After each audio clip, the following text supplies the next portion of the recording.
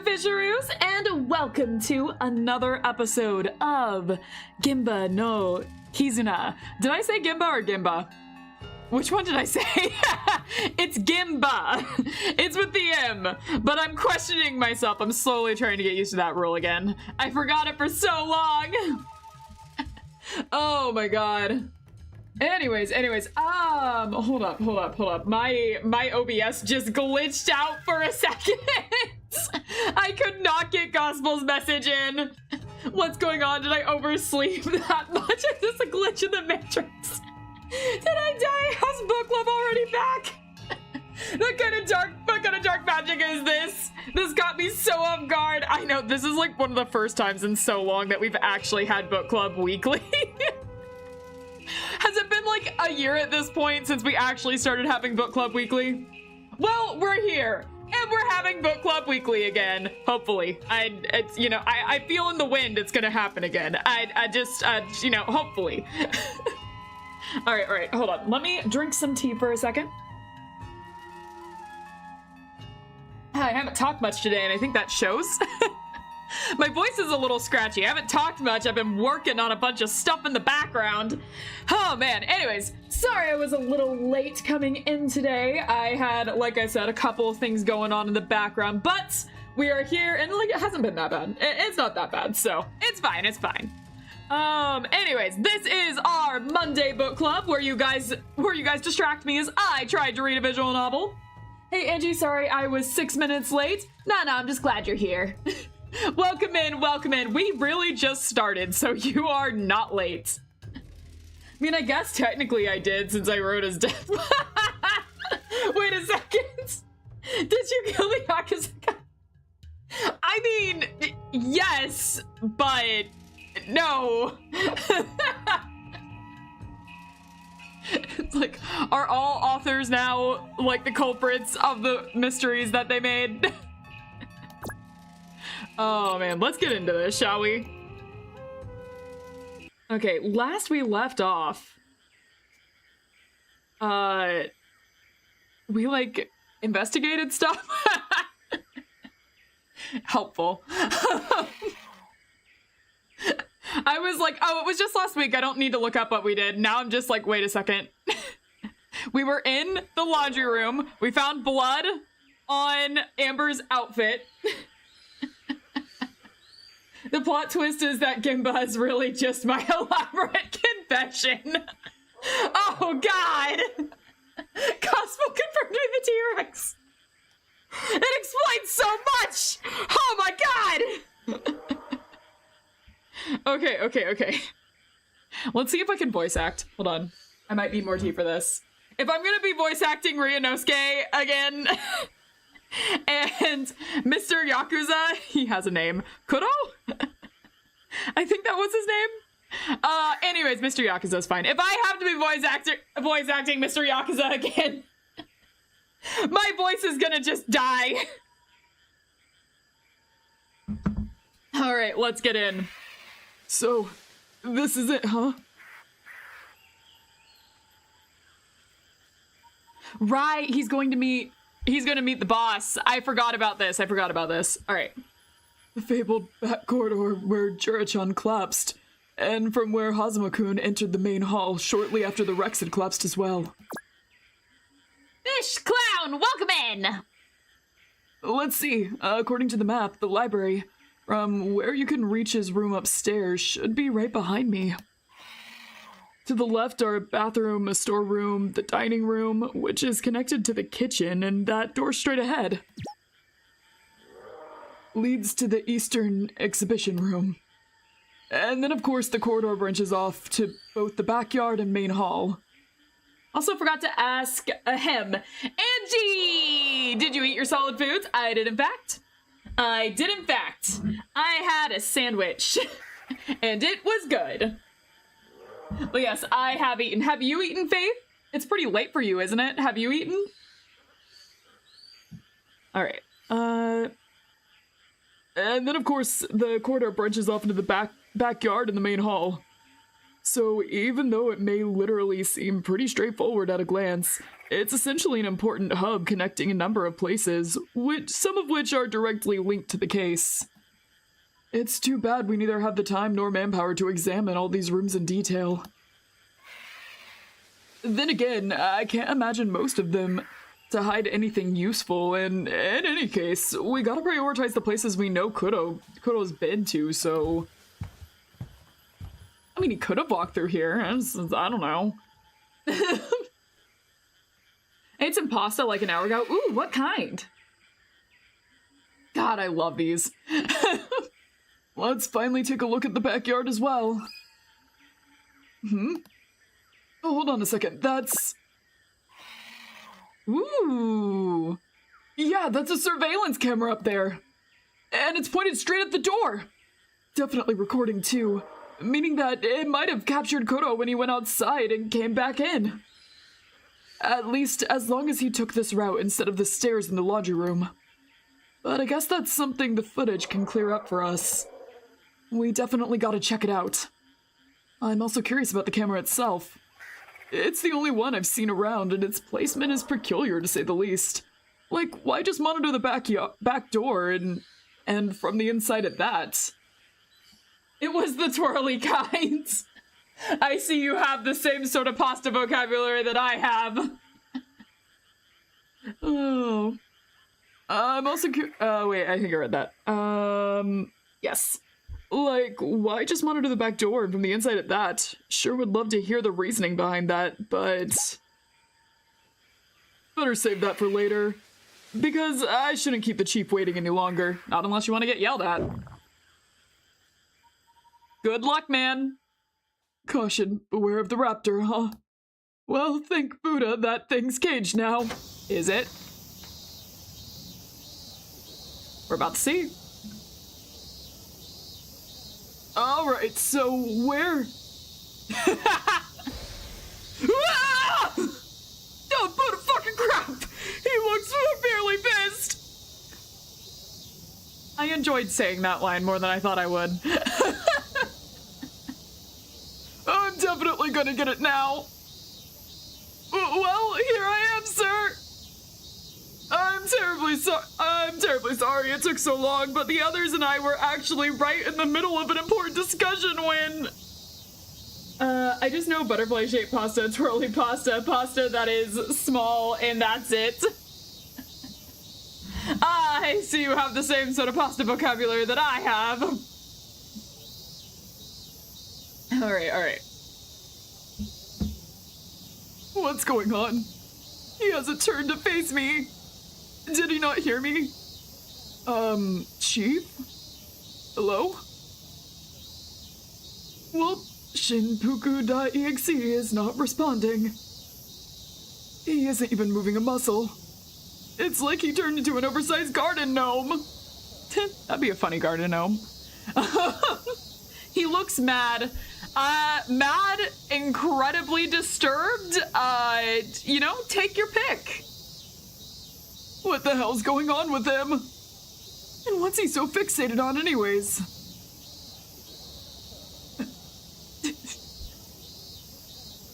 I'm so terribly sorry. I think I might be in the way. I mean, not fully. You guys can mostly see it, I think, but I'm just gonna, like, you know, once again, take my little peeky corner over here. The freaking... the coat! The bird draped with the... Remember what I was talking about, how in, Library of Ruina, a design peak for me, like the absolute peak design that anyone can do for me is having the coat like over the shoulders. Like they're not wearing the coat like correctly, they just have it over their shoulders. Like that's peak design for me. This bird right now, peak design. There's something about this bird has style. I don't know how to put it. I don't see. Wait. Wait. What in Buddha's name is that feather monstrosity doing there? And what's that blue thing it's covered with? Bird Aura Farms, Angie amazed and smitten. It's true. It's true. Suddenly, this bird is like 50% cooler to me for some reason. I don't know how to place it. Looks kind of familiar. Almost like the Chief's. No way! Sir, what happened? Why is the bird wearing your jacket? I'd rather not get into specifics of that, but trust me, I did not give it up voluntarily. It took it. It took it, and it's wearing it proudly. That's its badge of honor. Her badge of honor, right? Because it's Lexi. That's her badge of honor. Okay, now I wish I'd come here sooner. I'd give anything to know those specifics. In any case, I would very much like for it to be retrieved. Yeah, I can imagine. I don't think you heard it correctly. K1, I don't think you heard it.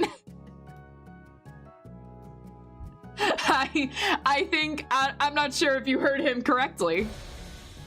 That was not a statement, but that was not a statement, but a request. Eli kind of interrupted my thoughts for a second. Hey Angie, can you put my DM somewhere near your avatar? Ooh, okay, let me see. What did you DM?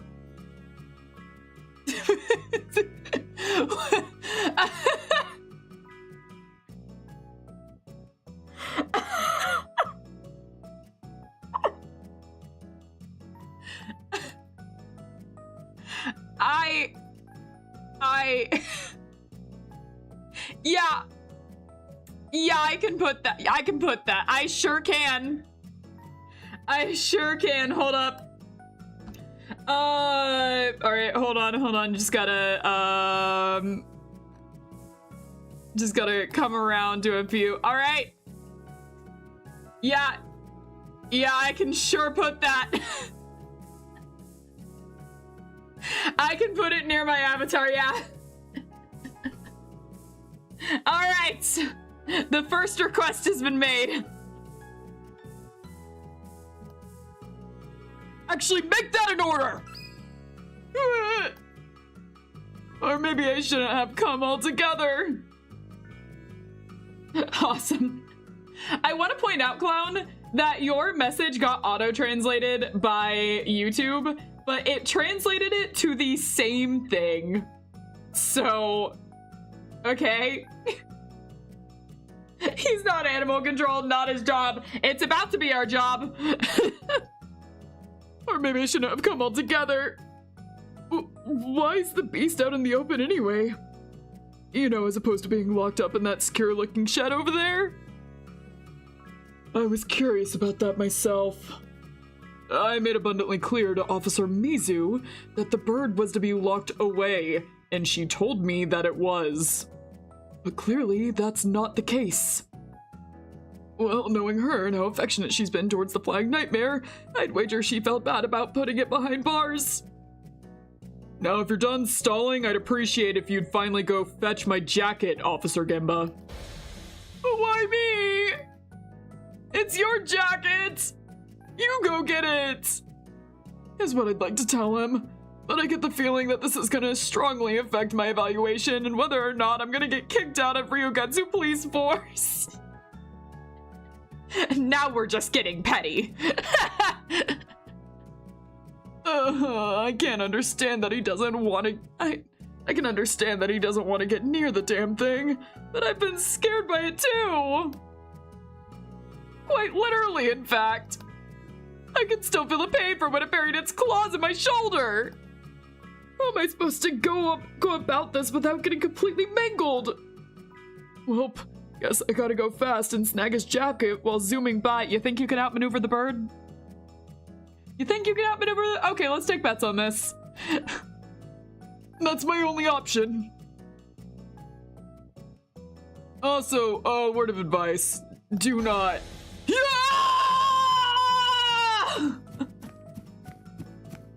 do anything that might scare or agitate it. Yeah, that, that went about as well as I was, thinking. Yeah! Yep, its talons are as sharp as ever. But I'm not gonna give up! And I'm sure as shit not gonna let some dumb chicken make a fool out of me! Oh, it's about to. And everyone is watching and filming in the inside. Yeah! And so my clash with Takamori's bearded, with Takamori's bearded and now also clothed vulture raged on. I couldn't say how many more attempts it took me, but after what felt like an eternity, the battlefield fell silent at last, as I begrudgingly had to concede to that a dumb chicken had made a complete fool out of me. I'm sorry, sir, but I failed. I could see that very well. At least Officer Mizu was wise enough to have that aggressive ass bird's legs tied to its perch. And with a rather short leash. I thought I was a goner and got my throat clawed out, but as long as you keep a certain distance, you're safe out of the Talon reach, just like Hikari-chan said. Which sadly means being out of reach of that damn jacket, too. Just look at the little shit so smugly sitting on it now. There's absolutely no way I could get near it. At least not without risking my arms getting turned into mincemeat like Kuro's. Alright, how many officers does it take to get a jacket back? Let's find out! What a ghastly fucking creature. So, what are we gonna do now, sir? Well, under the current circumstances, we will neither be able to retrieve my jacket, nor fully investigate the backyard unharmed. As such, I'm afraid we don't have much of a choice, but to bring Toronto Takamori out here to handle this. Why couldn't we have just done that from the start? I was gonna suggest it, but I was just like, no, wait, let's see what they do. Oh, exactly that. Though in my opinion, rather than Takamori, Officer Mizu should be the one handling this because she's apparently to blame for it. I want to see how much she still loves her feathery fellow afterwards.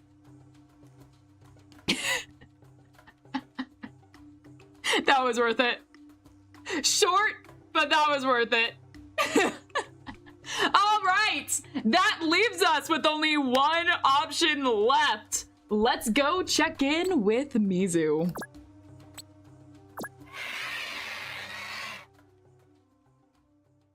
Oh, I've so been waiting for this moment. Time to use Ray Ray's evidence to utterly crush those fossil freaks into dust, just like that asteroid did with their dumbass dinos.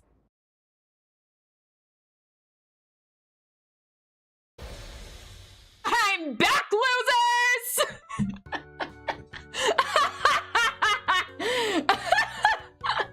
POV, you're the officer investigating this case just comes back like this.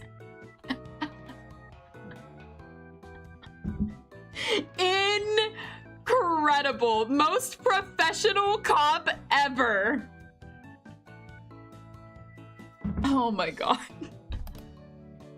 Welcome back. Let me guess, judging by that stupid smug expression plastered all over your face, you've come across something you can't wait to rub into ours, haven't you? Shut the fuck up, bird brain. Deborah Morgan's vibes. But yeah, we've made some super interesting new discoveries that have brought us much closer to the truth. So I'm here to set the record straight on some more of y'all's bullshit. Primarily regarding your relationship with Vic, which we've gained some more insight on, thanks to a neat audio file my colleague found from your tiny buddy's laptop. I have to voice Ryanosuke again. I'm going to drink some more tea for a second. Hold on.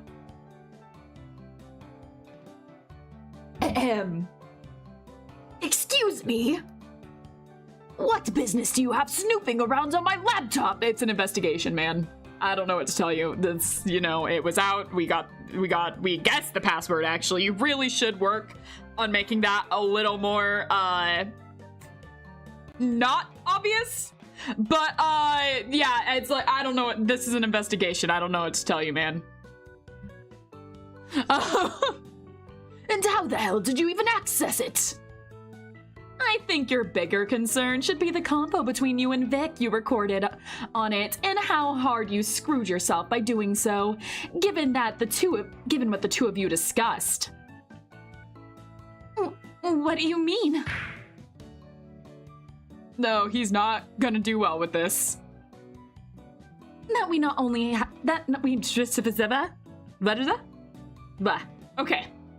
That we not only have proof of you guys lying about the whole loan contract thing, but even know that you did have a pretty good motive to lynch Vix's ass. Big shocker, I know, but don't take my word for it.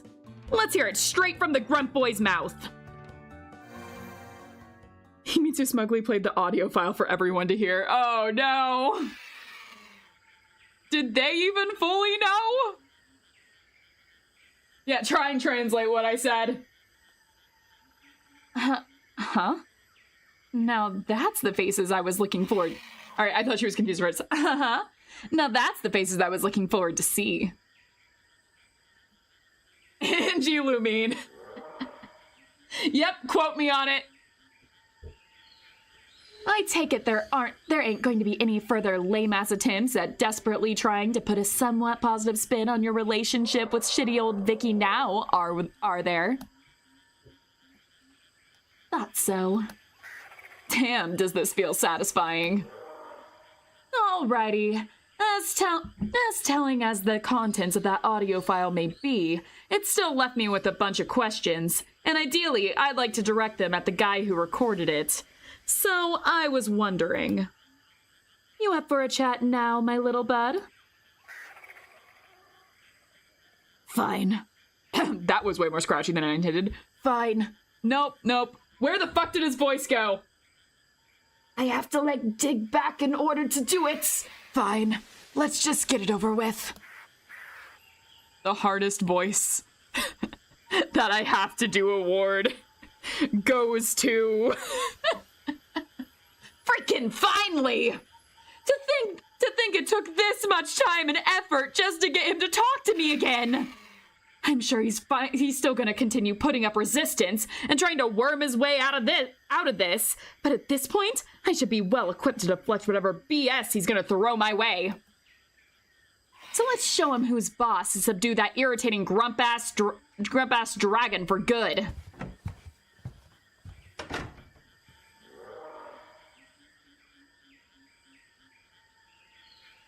Hello, Clappic, welcome in. Okay, pal, let's get right down to business. The recording isn't the only thing my colleagues found in your room. She also stumbled upon some docs laying out your movie budget and stuff, giving us a pretty good idea as to why you guys felt the need to enter into a loan contract. Angie died? No, I didn't. I'm not dead. Angie has ceased her not-so-new continued existence. What? Huh? What? What is that supposed to mean? No,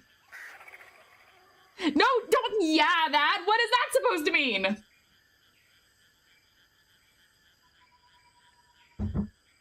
Can't. What is even? Okay, alright. But just to be sure, let's start by clarifying this point first. She died it. No, she did. Don't you mean she went extinct? Oh, okay, gospel, not you too.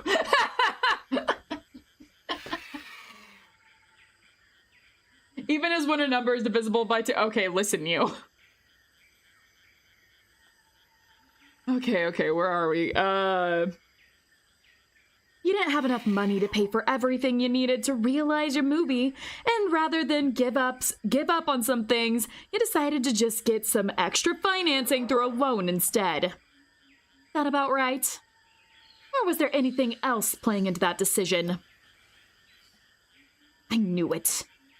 Even in the face of irrefutable evidence, he's still gotta be difficult about this.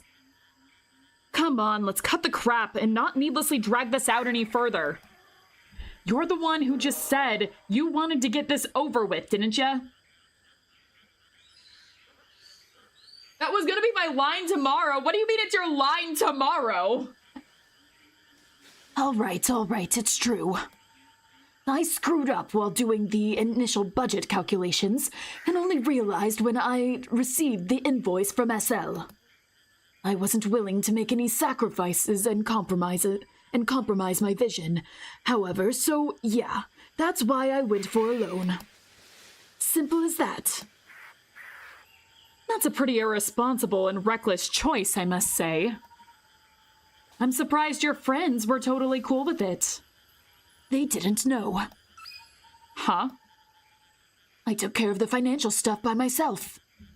I'm the head of RPP, after all, and the... Why is it so hard to do his voice today? I'm sorry you guys had to hear that. I'm sorry you guys had to hear that too. I'm not sorry for that one. Anyways. All right, Mr. Grump, let's try this again. From the top. I took care of the financial stuff by myself. I'm the head of RPP, after all, and the money is mine, so I was the one who decided to spend it. Then you never told them about the loan? He's making the next cultural milestone more influential than Star Wars. I wouldn't compromise my vision either. Exactly! Oh my god. I have the tea right here. I'm drinking on the tea. I should have recorded Angie for the diagnosis. Why did that one give me so much? It's the role I was born to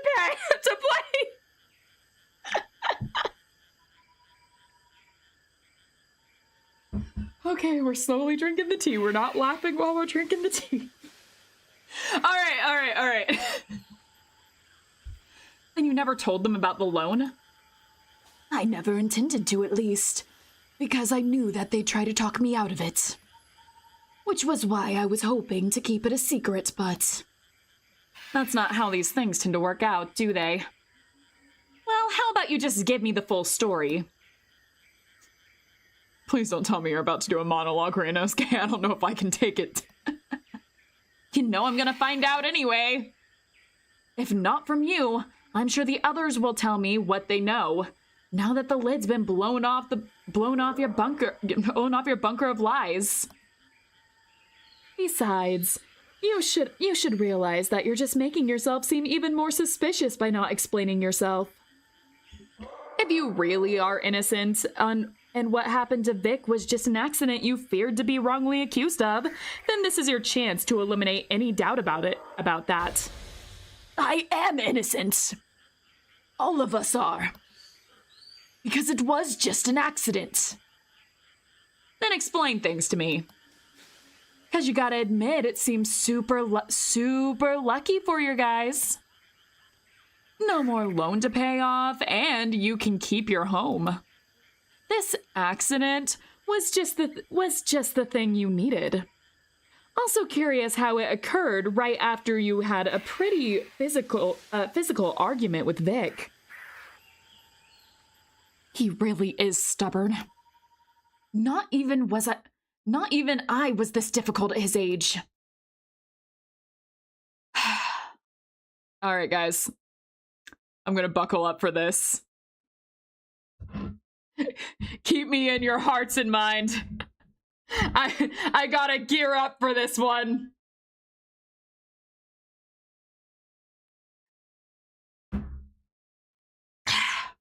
All right. Let's do this. All right, I'll explain everything, so go ahead and ask me all the damn questions you want. I just want to put this to rest already. I'm so goddamn tired of it all. That's my line, buddy. All right, let's start, Ryunosuke. Let's start, Mr. Grump. Let's start. About the loan and Vic. Earlier, you claimed that Vic was the one who contacted you first, offering his services as a moneylender, in case you'd ever run into financial troubles with your movie. However, as it turns out, that too was yet another lie, eh? Was it? Actually, I'm not sure if that part was a lie. He could have come to them first. It would make sense since, like, you know, he knew about them. He had, like, direct connections. What? You tricked me. Fuck. Oh, yeah, just the two hardest voices for me to do in the game. All right, no. We committed. We committed, Angie.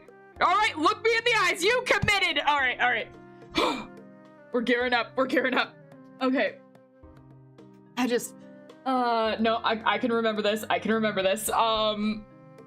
You know, I tried to do something with him. Tricked you? Oh, come on, don't start blaming me now. As I said before, you're the one who approached me, and who possessed the terms of our agreement. I just accepted them. With some extra oh, yeah, he did. I was wrong. I remembered that wrong. With some extra insurance, of course, since they were a bit risky for me. And the way I see it is, I've honored my end of the deal. You got money, didn't ya? It was actually the other way around. You went to him asking for a loan. Yes, I was the one who sought him out. But why him specifically? Was the decision really just based on the name of the business? Well, imagine my surprise when I found out about it.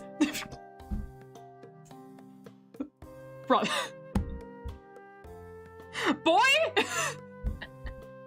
Now is not the time! Here I was looking to get my dinosaur movie fully funded. Then I stumble across the website of a nearby loan agency called Raptor Finance. That was not a sign! With a sickle claw on its logo too. Not the sign! That was the worst sign! Worst sign! Wrong! It felt like destiny. Wrong destiny! Wrong destiny! Look at the situation! Bad! I just had to go there. No, you didn't! No, wrong. What did we learn? I know you're still a kid and suffering from dino brain rot, but come on! How naive can you be? Who'd trust a loan agency with the word Raptor in its name and that kind of logo? It was his destiny to go to that loan shark, Angie!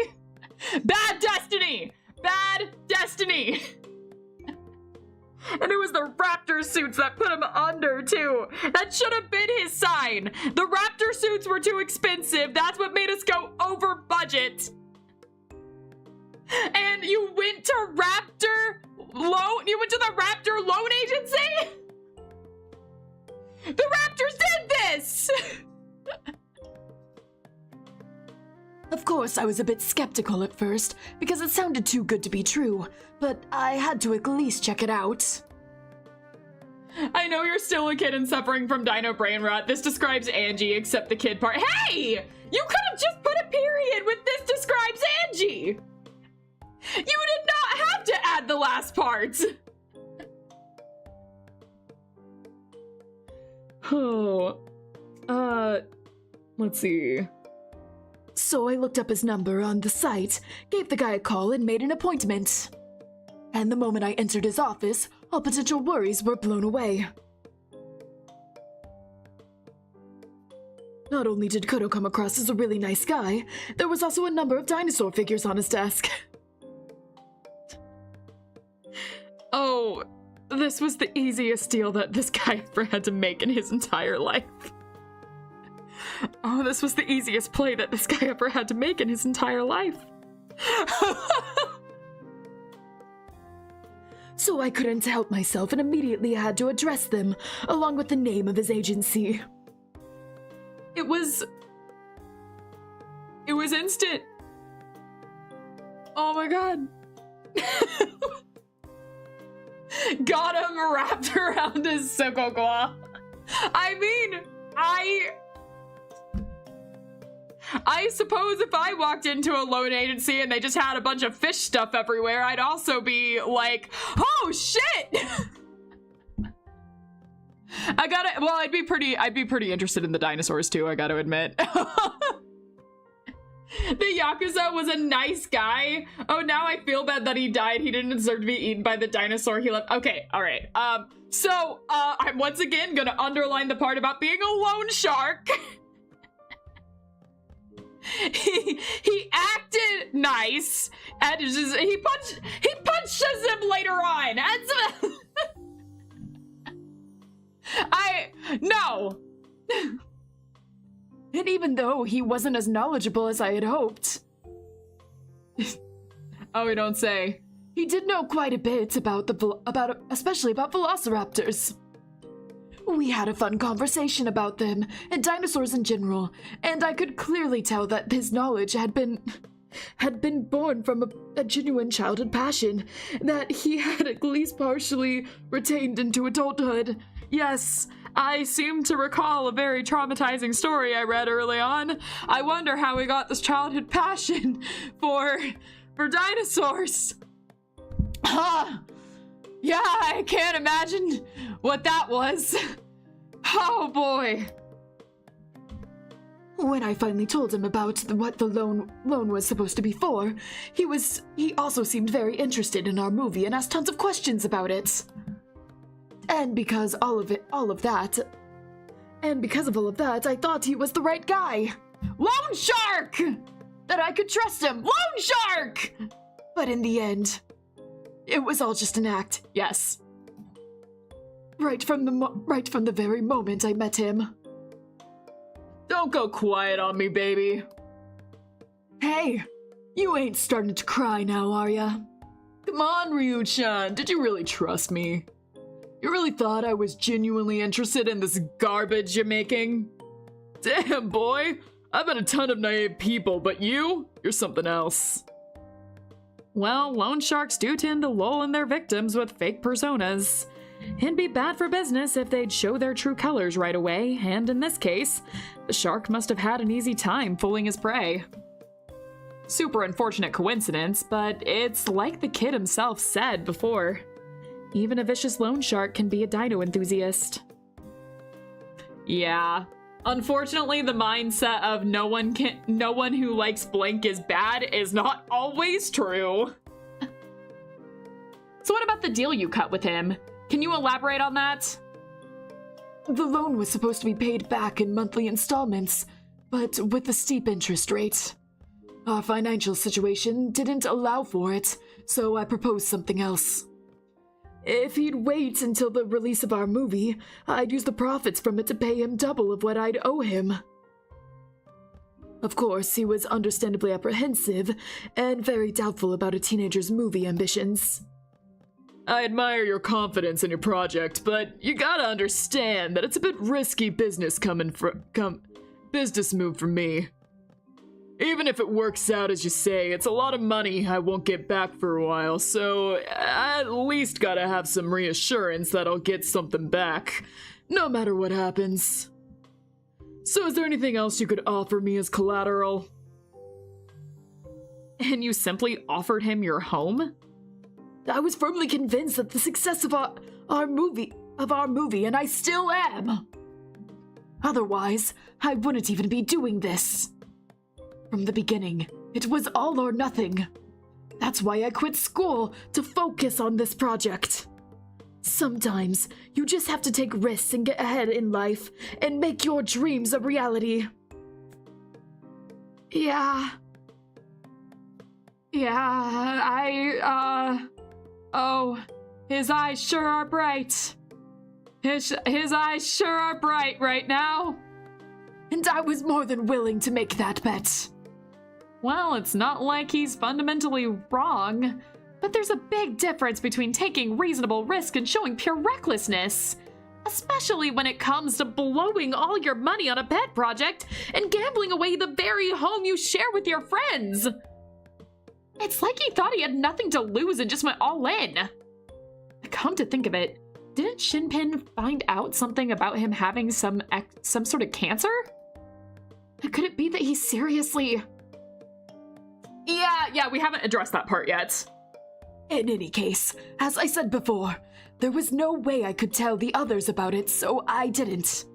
Instead, I introduced Kuro as a potential investor when he came here to look at the place.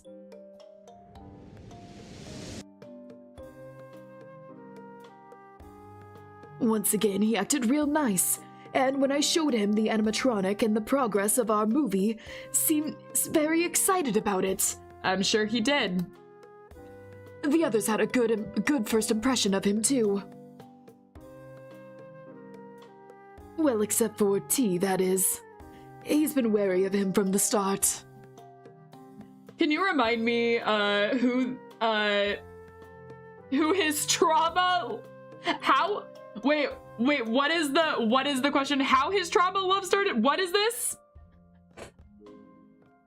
Who are we talking about? That Yakuza was a nice... Okay, nope, I read that comment. What all are we starting about? I got the how. Oh. Guess Bird Brain's not quite as dense as he looks. Anyway, after seeing the residence for himself, Kuro decided to accept my terms. I signed the contract the very next day, and soon after receiving the money, needed to pay the order placed with SL. With that, we could go ahead as planned and get ready for production. I couldn't believe how lucky I was that the loan thing had worked out so perfectly. Everything in general was going really well, so I couldn't have been happier.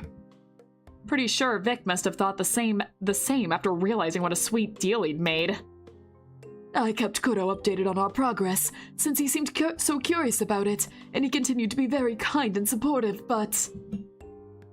Once August came around, that facade slowly got pulled back, and we were shown what he was really like when he began to terrorize us. What?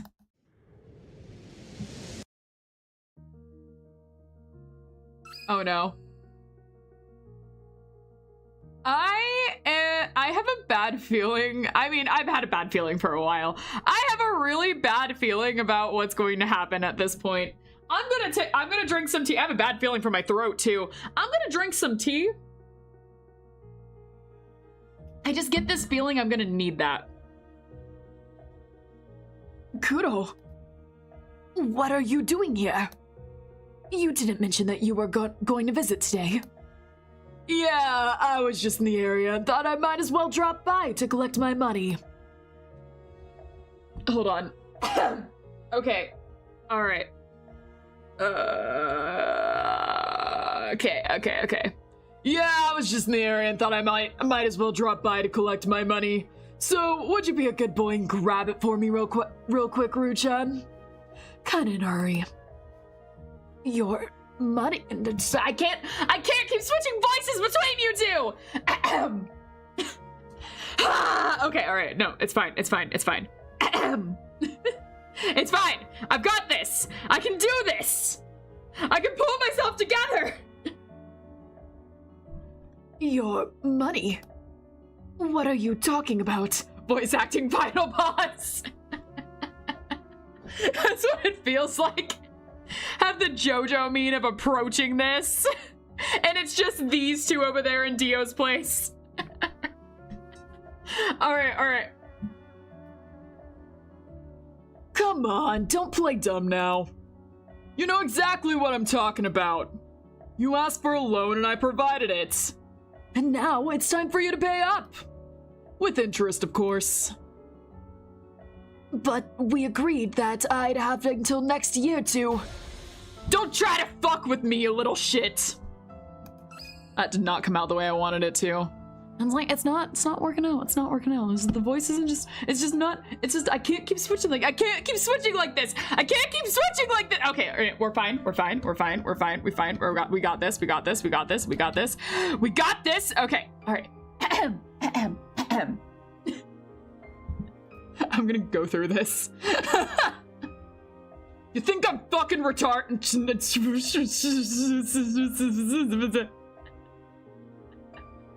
And that's why we need to be careful about just blindly reading lines. Oh, I almost got clipped to infinity and back. I want to know where the hell my money's at. Right the fuck now, or I'm gonna snap your fucking neck. I can't read all of this. You fucking little albino. I can't. Just say the line. No! Vic, I'm gonna cross out. I'm chuckling. I'm going to cross out Ryunosuke as like the one that will kill me. Vic's gonna get me canceled. Ryunosuke's going to destroy my voice. Vic's gonna get me canceled. Yeah, you can have something on screen. Go for it. But the contract said I'd have until March. I'm gonna pay you back twice the amount in exchange, remember? What? Now that you mention it, I think I do remember something like that. Oh yeah, you're right! Damn, I totally forgot! Sorry, my bad. How embarrassing! I had no idea what was going on back then, but in retrospect, I'm certainly he forgot about our deal on purpose. Unfortunately, thanks to that stunt of his, the others learned the truth. Uh-oh. Hey, so I just got an error from YouTube. How are things going with you guys? Yeah, we have a lag right now? Oh shit.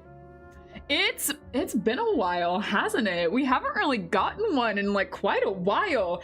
And it decided to pop up on the it just decided to pop up on the day we were doing book club. The day that we are reading a visual novel, so it's really important you guys are hearing what I'm saying. That's when. All right. I don't know if you guys can actually hear me right now, so let me type in chat so you guys have an idea of what's going on. This doesn't affect the VOD later on, but it certainly does affect you guys watching this live.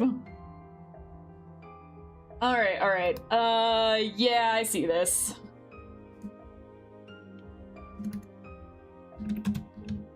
Okay. I am the cure. Maybe you could be the cure. You orchestrated the lag to save your voice, admit it.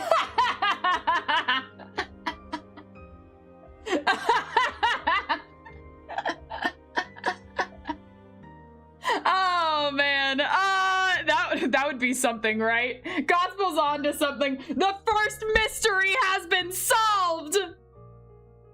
All right. I'm gonna have to go in the waiting room and see if I can fix this real fast. I can't believe it's been so long since we've had a lag. It's almost like, wow. All right. I will go into the waiting room real fast, see if I can fix this. Give my voice a break. We'll be back in just a sec.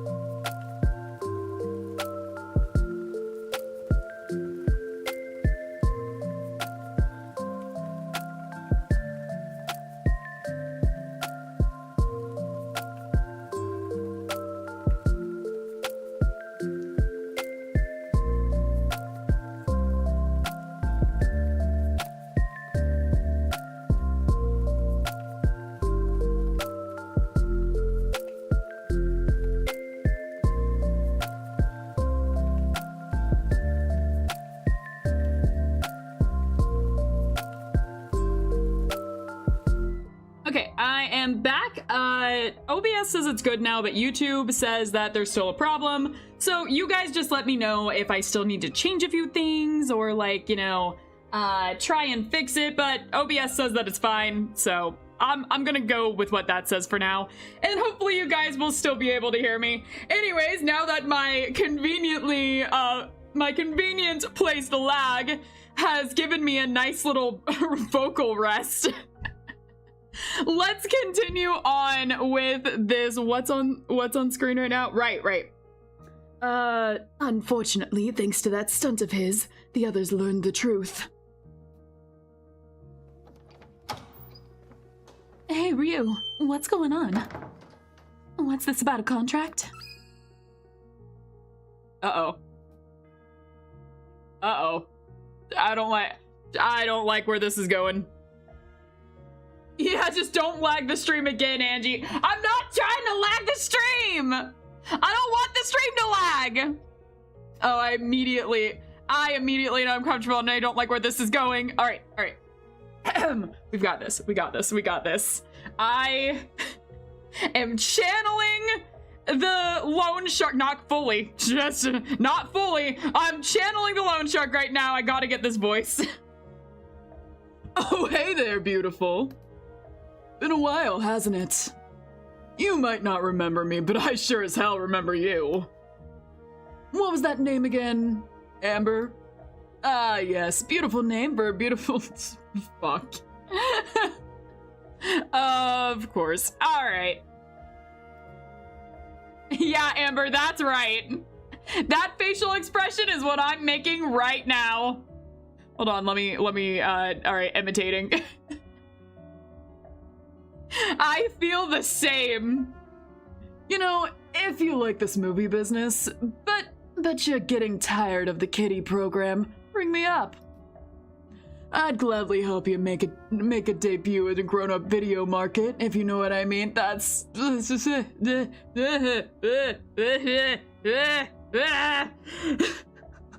Out! You know what? The T-Rex was right.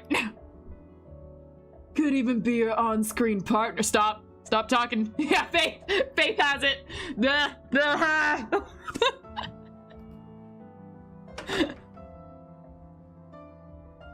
Amber kicked him out after that comment, and I had a lot of explaining to do. Needless to say, suddenly his voice got a lot easier for me to do after I did that. After saying big stuff and getting grossed out, suddenly Ryunosuke becomes so much easier to voice act. Needless to say, the others weren't happy, especially T, who's still pissed at me for getting us involved in this mess in the first place. Unfortunately, there was nothing we could do about it at that point. I'd already made a deal with the loan sharks, and his visit that day was only a taste of what else he had in store for us. Just 2 days later, a couple I had never seen before showed up here. They said they came in Kuro's name and demanded I'd pay back the money, going as far as threatening violence. I immediately called Kuro asking what was going on, and just like before, he simply apologized, saying that he must have sent them to the wrong address. Nevertheless, we got really scared after that because not only had Kuro turned out to be a malicious loan shark, on that day we also learned that he was involved with organized crime, since the people he had sent had both been members of the Dokuganryu family. Yeah, I can imagine that'd be scary. So what KK told us about Vic's ties to organized crime was spot on, eh? And it looks like it does play into the case after all. Another couple of days after that incident, Kuro showed up here again himself, and from that point on, started paying us visits on a regular basis. He said it was to check in on our program and get us motivated, but all he ever did was criticize us and shit all over our work. Anglu, what? What is it? Hey Faith, you reached 30 timeouts. And who keeps causing them? Josh. And you. And Klepik. But Josh! I got fed up with his behavior and confronted him about it, but once again, he acted all innocent. I mean, I guess MZ also doesn't help, and Z also likes sniping chat. Come on, Ryu-chan, don't be so overly sensitive. I'm just worried about your success, man.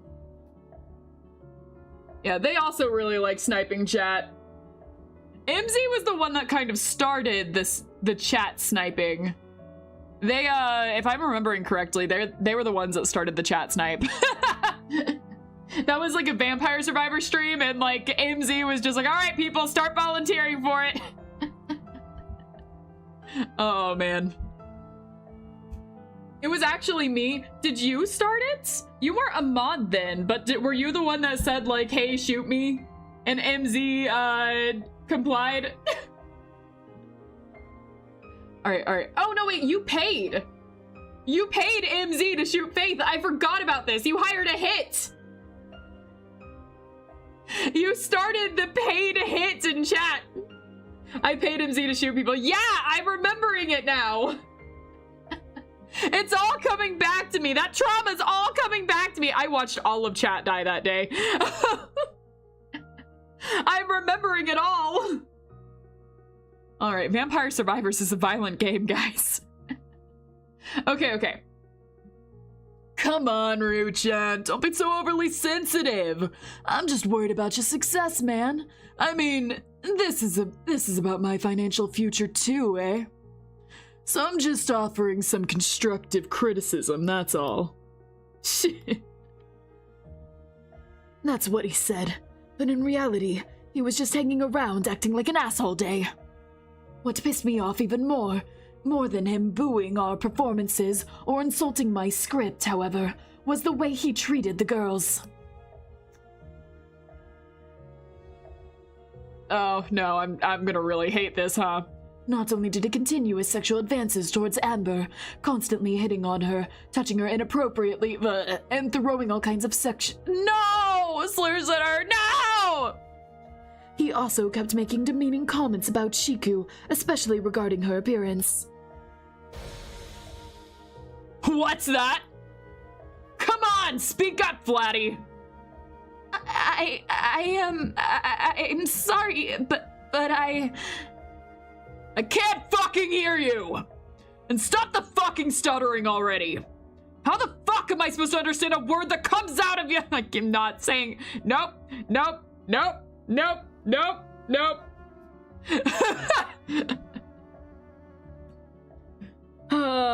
on that note, didn't I tell you to wear some makeup or some shit? Oh? My god. Yeah, you know that earlier comment I made? Yeah, the dinosaur was right. Actually, I think no one actually committed... This was an accident. This was clearly an accident. There was no one that committed this crime. In fact, why is this poll even up? Why is this poll even up? Hold on. It's, you know, we don't need that. We don't need to have that here. You know, this was very clearly an accident, and I think that's case closed. I think that's it. I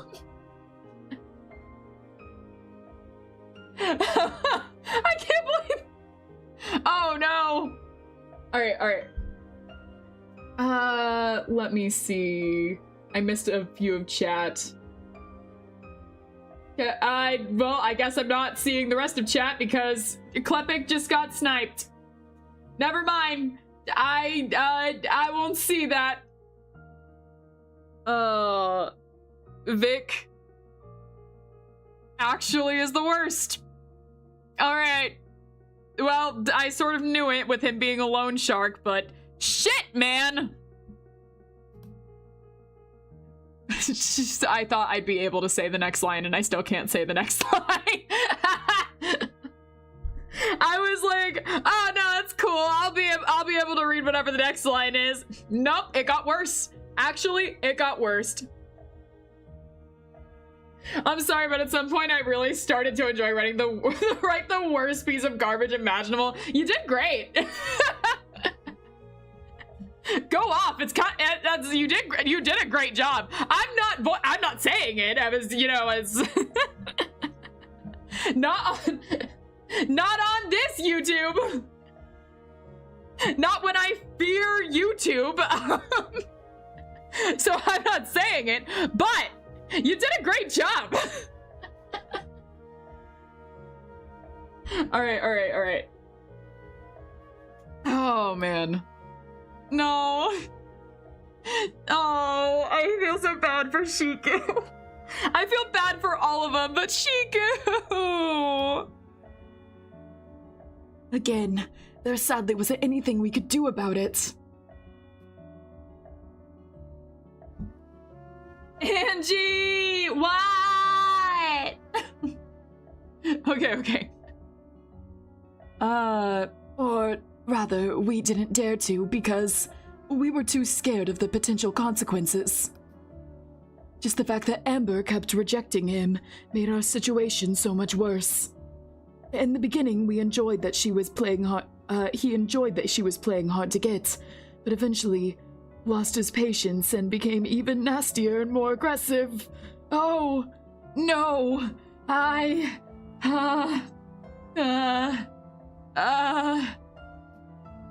Of course, there was no way any of us wanted her to give in to his disgusting demands, but we really feared what he'd do if we'd go even further in defying him, and therefore kept our heads down, taking everything else he threw at us without making as much of a peep.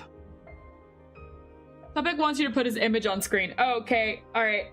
Hold on.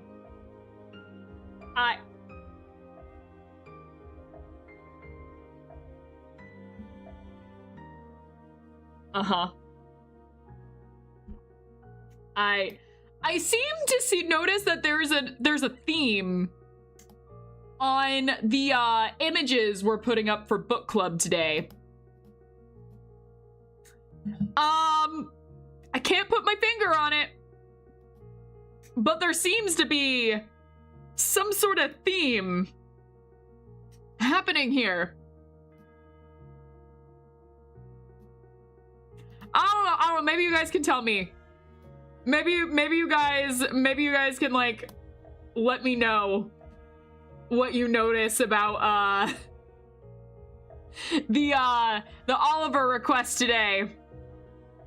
Just when you get the chance. Anyways, let's continue, shall we?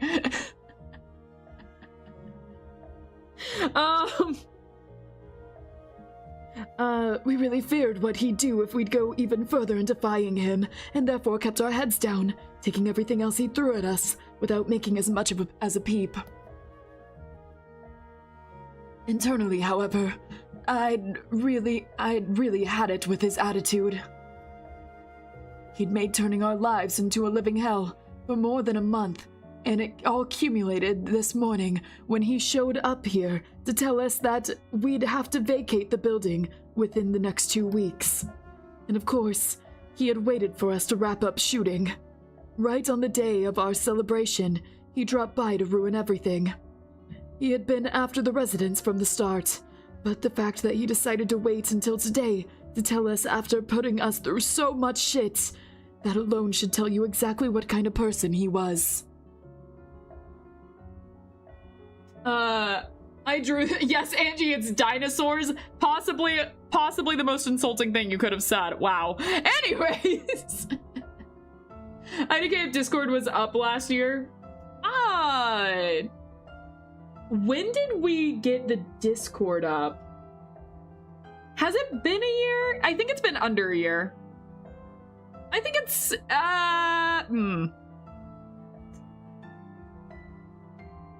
Okay, actually, it might be just over a year now. It wasn't. It got up around September, I believe. Faith is our lore keeper. You are correct. Faith is the lore keeper of this channel. All right. Faith knew better than the streamer. I will now retire and Faith will take up my mantle. You have now been granted the title of Angie Lumine. May you carry it proud. All right. Oh. He had been after the residents from the start, but the fact that he decided to wait until today to tell us, after putting us through so much shit. All right, we already read that. He enjoyed toying with us, I'm sure of it. Oh, yes, definitely. Face the new Angie. You're now old. It's true. It's true. Now I am just a fish. You can't see me. I'm a little lower than I thought I was. It was gonna be a little dramatic. It's okay. All right, there we go. You can see me. All right, I'm now just a fish. Do I get Oliver too? No. You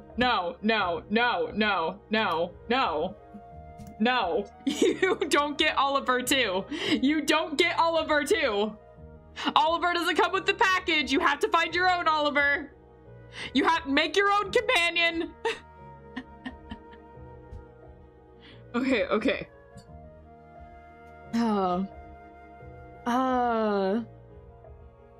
Yeah, we read this. That sounds like terrorize wasn't an underestimate. But rather than just put pressure on his clients, this almost sounds as though there was something more personal going on here. Oh, you don't know the half of it! Angie, I ask once more, why did you make your avatar face one way and the fish toggle face the other direction? Do you think I did it on purpose? Do you think there was a plan to my actions? Or that I just very quickly pasted something together, put it on screen for the lulz, and then never went to fix it after? What do you think was the more plausible thing here?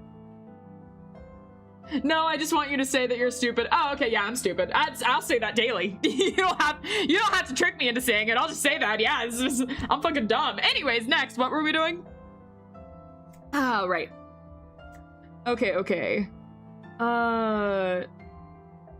Yeah, something more personal going on here. Yes!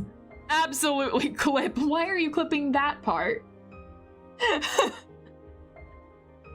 Why that specifically? What are you making? After all, it's true. If Vic had simply wanted the place, he could have kicked them out sooner. Why play games with them for so long? Was it really for the sole sake of tormenting them? Was it because he was after Amberlance? No. Fear me, I do. Constantly. Or could there have been some other Of course!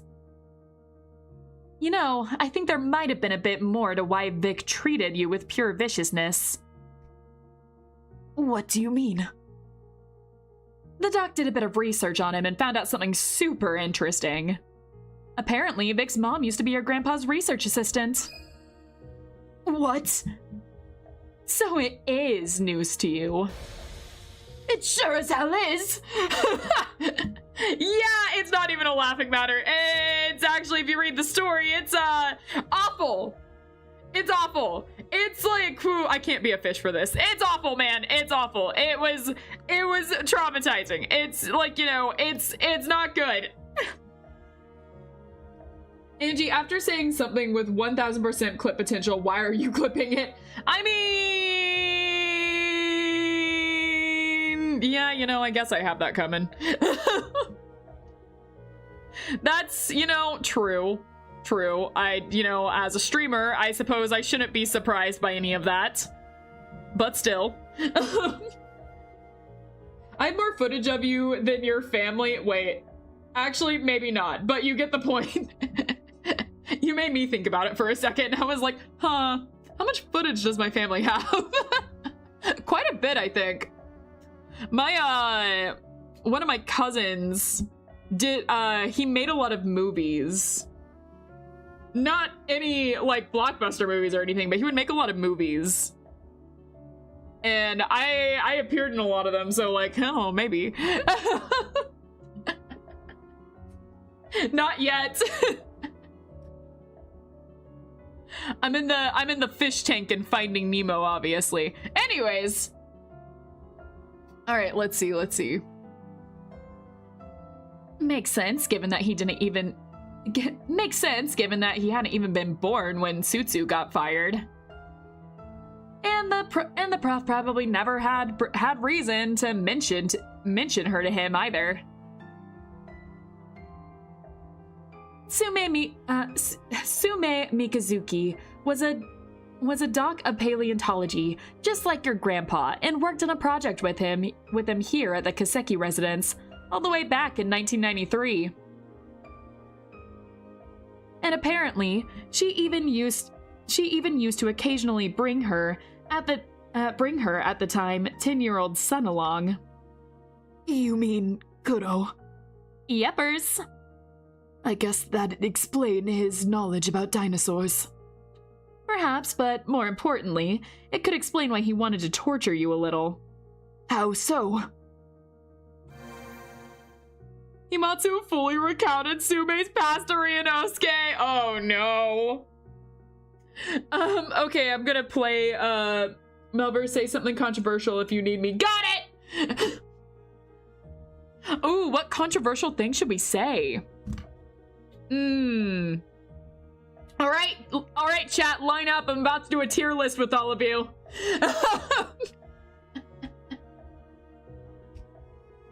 I looked away for 1 second. Who was that woman? That was Kuro's mother, who has the most traumatizing backstory imaginable.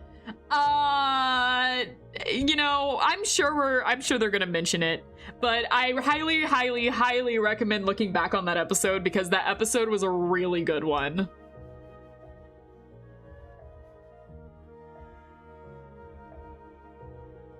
Now, since Vic was held captive by the Doku Dumryus at the time, it's unlikely he ever got to see that suicide note, meaning that those misconceptions about your grandparents likely never got cleared up.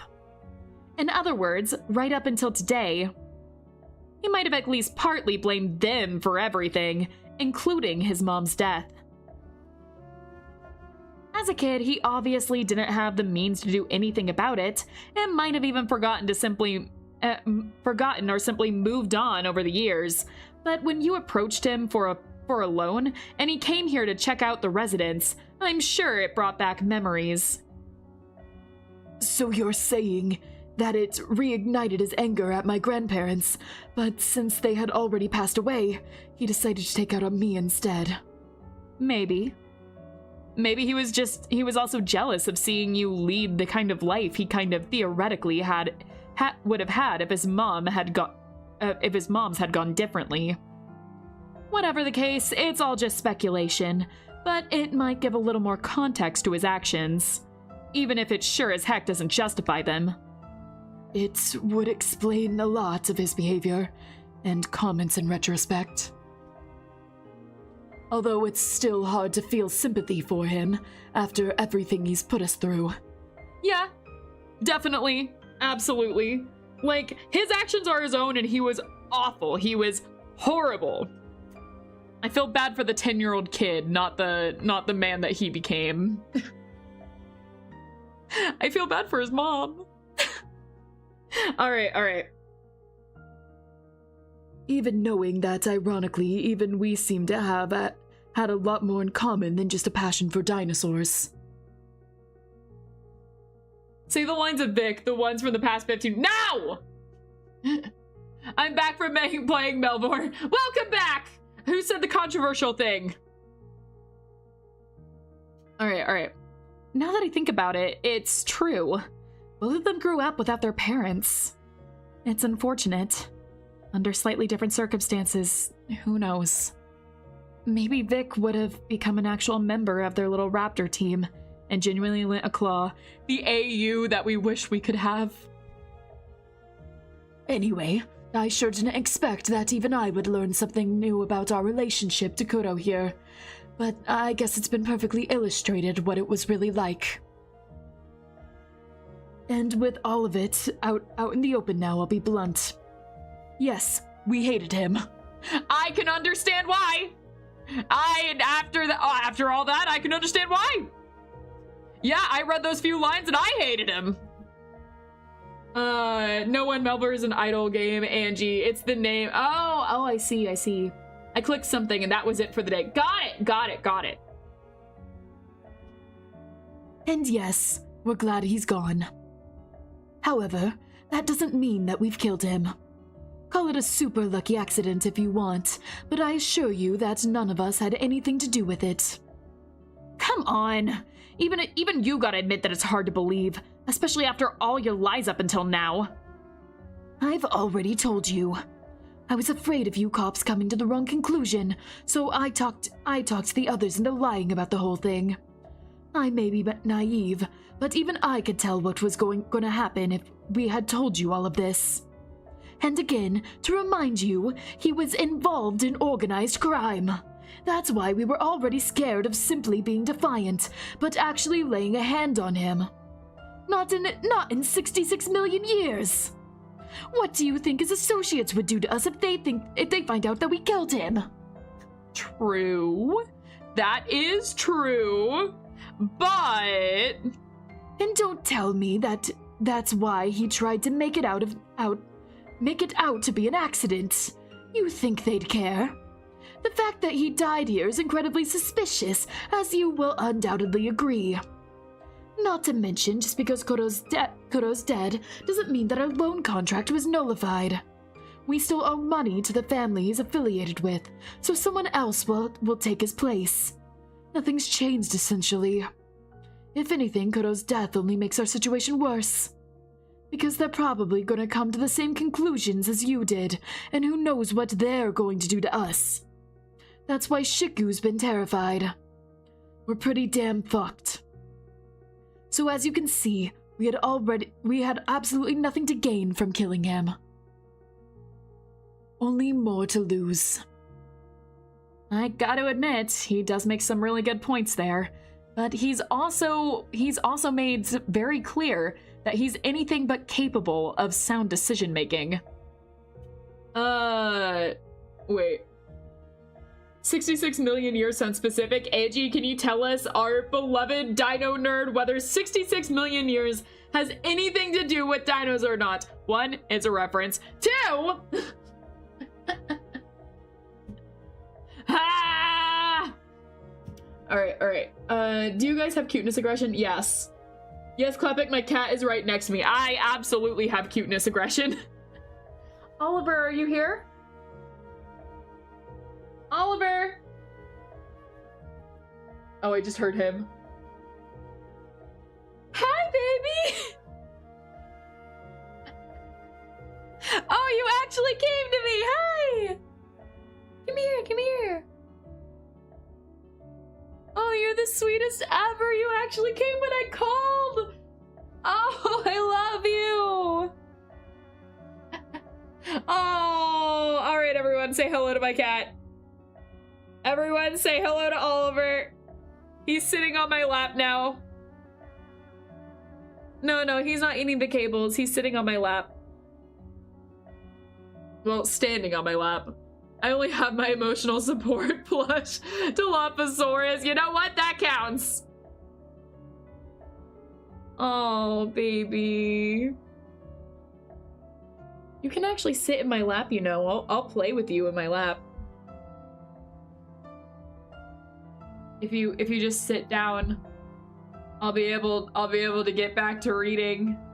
Oh no, you don't have to leave. Don't leave me. I don't want you to leave.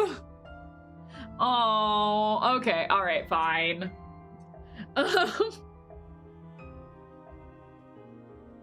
That was cute though. That was super cute. All right. Let's get back into this. All right. But he's also made very clear that he's anything but capable of sound decision making. Even this morning when he made the recording, he attacked Vic in the heat of the moment, so who's to say something like that didn't happen again and led to a much more unfortunate outcome? Just because it wasn't premeditated doesn't mean it couldn't have been murder.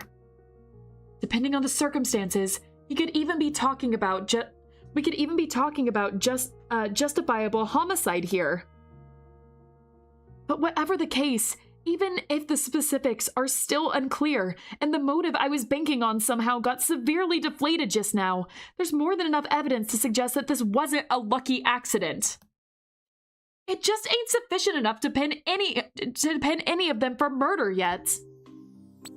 All right, we have a few options here. The instant gain 50 members. I need the gifted members again, so we can get the 10 more for the extra emoji slot, so I can make more emotes. We're missing 10. YouTube took them away. All right. Hold on, I gotta move a couple of things around. All right, we got this. No, don't tip them. They're not even here unless they are. That'd be funny if they just like randomly appeared. All right. Let's go. About the audio file. So, why does that audio file exist anyway? Like, what were your intentions by secretly recording your convo with Vic? Evidence? I mean, I don't think it's the worst thing to decide to record that. Someone just DM me? I thought I heard something, but I don't see it on anything. Am I going insane? It might be my phone. My phone is behind me, though.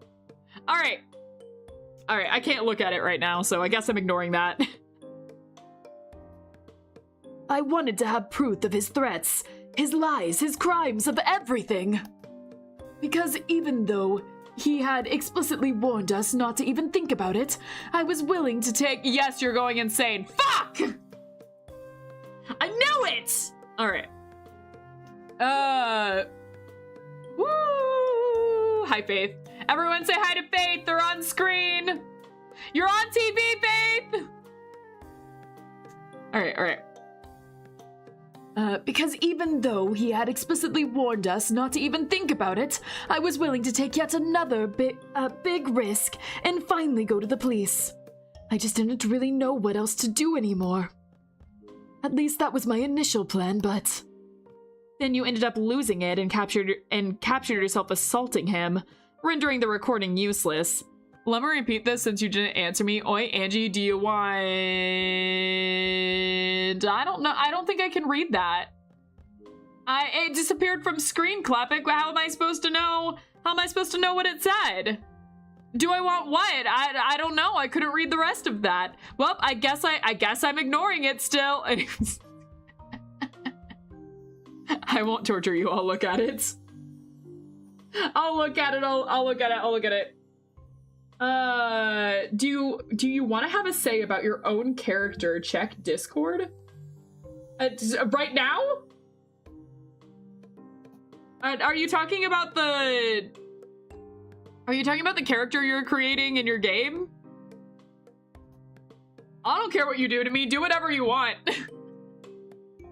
You can make me a zombie or something. I don't care. Make me a mob. Shoot me a mob. Shoot me like 15 times. That's fine.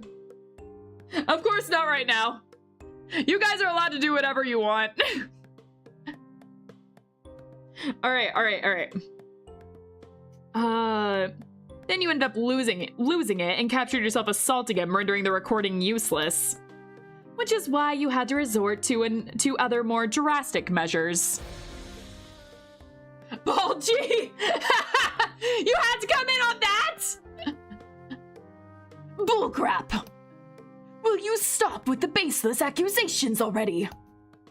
Ever heard of editing? Also, again, there was nothing for us to gain from killing him.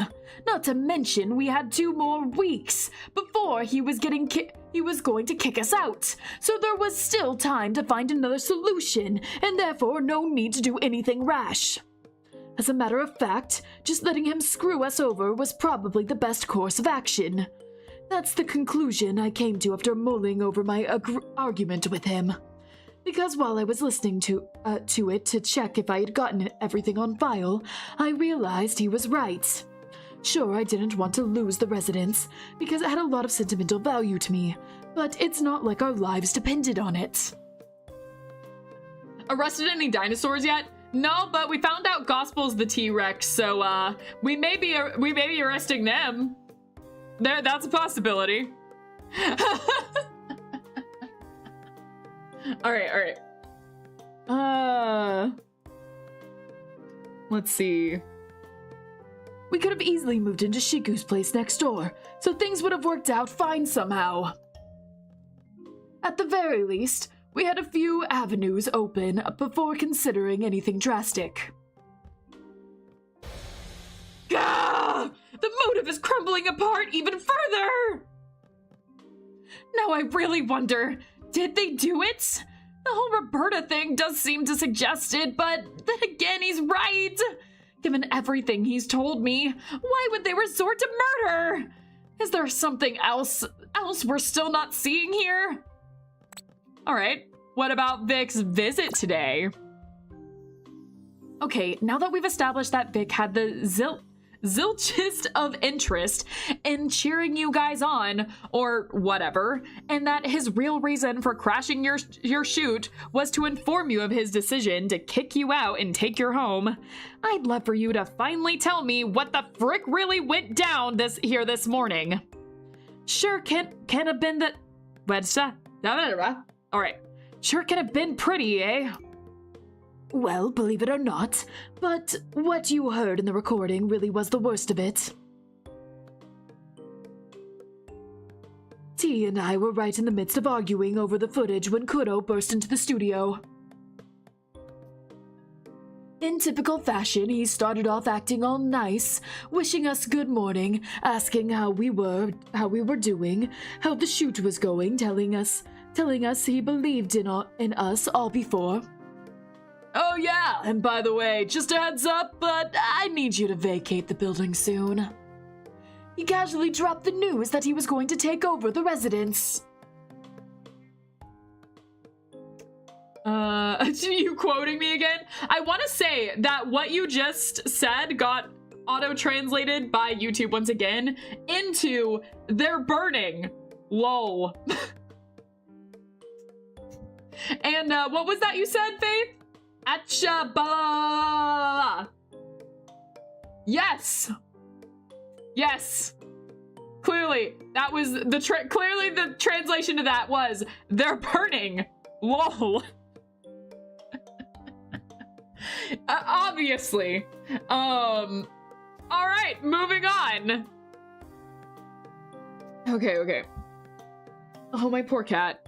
He's trying to look out the window. Hold on, let me open the window for him.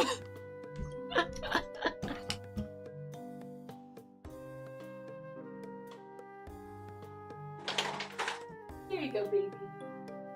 All right. That's ominous, right?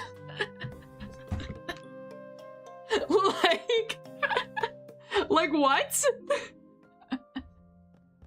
All right. He casually dropped the news that he was going to take over the residence. Suffice to say, we were really shocked, because that wasn't at all what I had signed off on via the contract. So while the others headed downstairs to have breakfast, I asked Kuro to come to my room to talk the whole thing over, and he grinningly agreed. Not because he was open to discussion, but because he wanted to see me beg and squirm, as you could most likely tell from the recording. Burning with passion. Yeah, burning with passion. Right, and thanks to it, we know exactly how things went down in your room, at least up until 8:59 a.m., when it abruptly stopped while Vic was angrily hammering on your door. So what happened afterwards? Well, the door's pretty sturdy, and he knew I wasn't going to open it again, so after a while, he gave up and wandered off. Probably to check on his nose before he eventually headed down to the backyard, since that's where Runa saw him not long after, right? Yeah, but what about you? After my confrontation with him, I was all riled up and just wanted to have my peace and quiet, so I changed out of my costume and moved downstairs to the library. There I was planning to browse through some of my grandpa's old books for a bit to calm down, but it didn't take long for me to get extremely worried over what I had done. What if I had made the situation worse? What if Kuro was going to let out his anger on the others, since he couldn't get his hands on me? I began imagining all sorts of worst-case scenarios, and for a moment, I almost thought that one of them had come true when I suddenly heard Amber yell my name. When I opened the door and saw Shiku lying face down in the corridor, my heart sank. I honestly thought Kuro had done something to her, but then, thankfully, it just turned out to be what you already know. That she had simply collapsed as a result of fatigue. I don't know about that.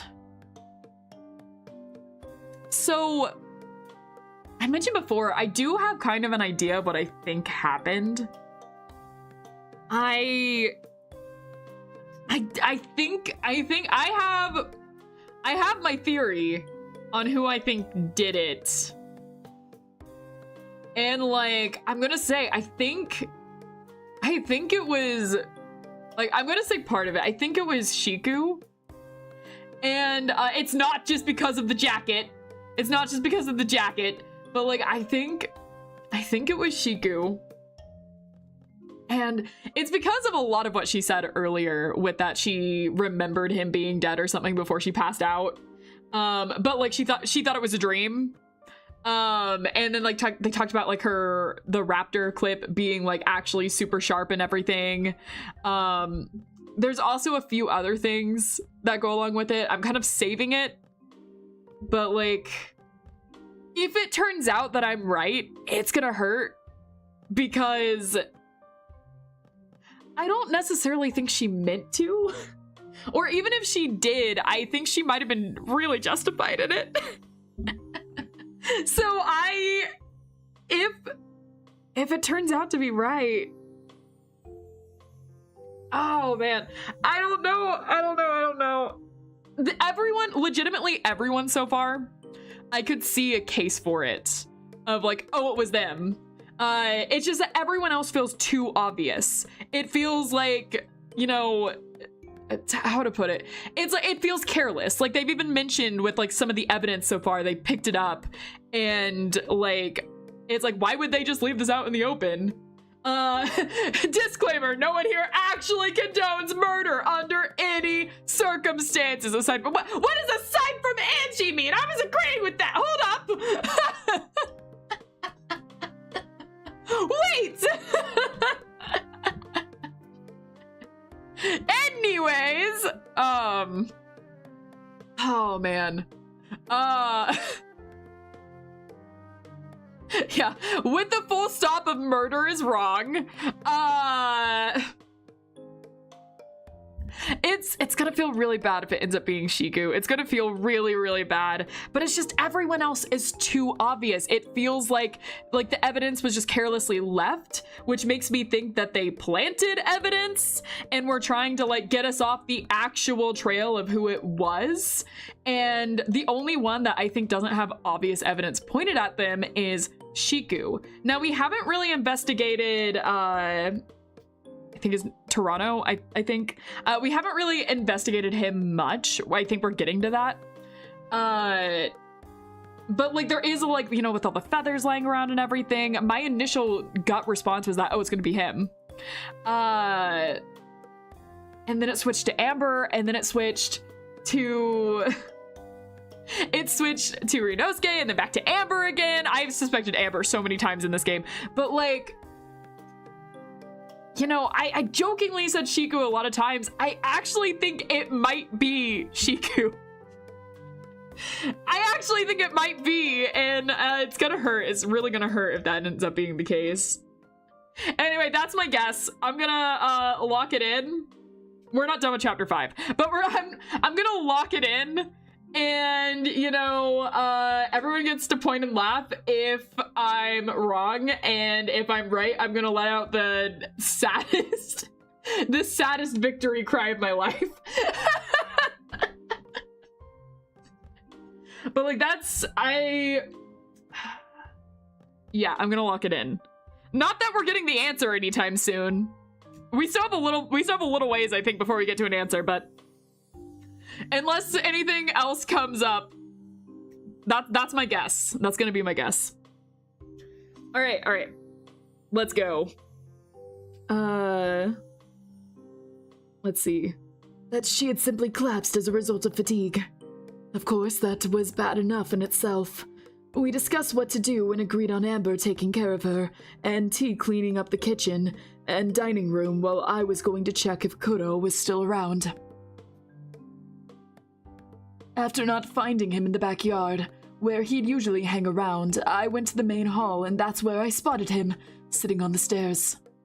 I was scared of approaching him, and it took me a good while to gather up the courage to do so, but eventually I did. Thankfully, he had somewhat calmed down himself by that point, although he was still anything but happy. I apologized and asked if we could talk things over one more time, and so we headed back upstairs to my room. Wait, he just agreed to come along after what happened between you two earlier? Well, in order to convince him, I told him about the fact that I had secretly recorded our conversation, and even though it was a lie, said I had the other recordings too. So you blackmailed him? I wouldn't put it like that. Uh-huh. Are we winning? Well, I just put out my major guess for the game, so that's in everyone else's hands now. Place your bets, folks. Who did the murder? Anyways, welcome in, Space. How you doing? What was your guess? I'm guessing Shiku, who I originally suspected for just wearing a jacket, but it's not the jacket this time. It's not the jacket. I'm not blaming her for the jacket. I'm blaming her for everything else, but it's the raptor claw hair clip specifically that I'm blaming her on now. Oh man, but yeah, that's my guess is Shiku. But honestly, I can easily seeing it going in a few different directions here. But I'm really gonna say Shiku. What's so wrong about wearing a jacket during the hottest part of the year? Yeah, as if you don't do that all the time. I still remember when I went to an amusement park with you in the middle of summer, in the middle of stupid hot weather, and you were just over there with your full hoodie. Oh, man. All right. I wouldn't put it like that. He didn't seem intimidated or nervous at all. I think he was just curious what I was up to. In any case, he agreed to hear me out, so we had a pretty lengthy discussion about his news and our contract. Wait a sec. What time was it when you got back to your room? Maybe 9:30 a.m. I didn't pay attention, so I wouldn't know. All right then, go on. I'd like to hear some more specifics regarding what you talked about. I tried proposing various other solutions to compensate him, like offering a share of the movie profits or taking on another loan elsewhere. But of course, he shot it down, so I even groveled before him, begging for at least some more time, as he had previously asked me to. But it was all useless. Just as expected, he wasn't actually open to discussion, and only wanted to enjoy seeing how desperate I was. What about your blackmail, though? He quickly realized that I had bluffed and only recorded that one conversation. I played it to him, of course, but he still didn't seem concerned. In fact, he just laughed it off, saying that I wouldn't have the balls to go to the police because I knew of the consequences, and that it wouldn't really matter anyway. Given what KK's told us about what's written in Vic's criminal record, I guess he really had no reason to be afraid at all. Not in good old corruption hive Rogetsu. Even if he'd been arrested, he likely would have gone free again in no time, just like before. Oh wait, nope, not Hema. Anyway, time flew by and suddenly it was 10:55 a.m. when the doorbell rang and finally brought our conversation to an end. Wait, are you telling me you spent almost 1.5 hours talking to Vic? Pretty much. So you can probably imagine that we both had grown real tired, which was why he thankfully decided to finally leave. And what did you decide to do? Because it obviously wasn't to open up for your guests and welcome them. I had noticed footsteps outside and knew the others were already gonna take care of that. Why am I taking up the whole entire chat right now? Why does it say Angie Lumine poll closed, poll closed, poll closed, poll closed, poll closed? What is that? Do you guys see that on screen up there? It suddenly caught my eye because I saw it spamming in the corner of my eye. What am I doing up there? Angie, stop closing the poll! Yeah, it doesn't show up for normal chat. It's only showing up for the Streamlabs chat. The one that's on screen that people will see in the VOD. It's just on-screen chat. Ah, I see. It's just, you know... Yeah. Banning Angie, wait, I can't... Yeah, I have the ultimate power. You guys aren't allowed to ban me. That's called being the YouTuber that runs this place. Anyways.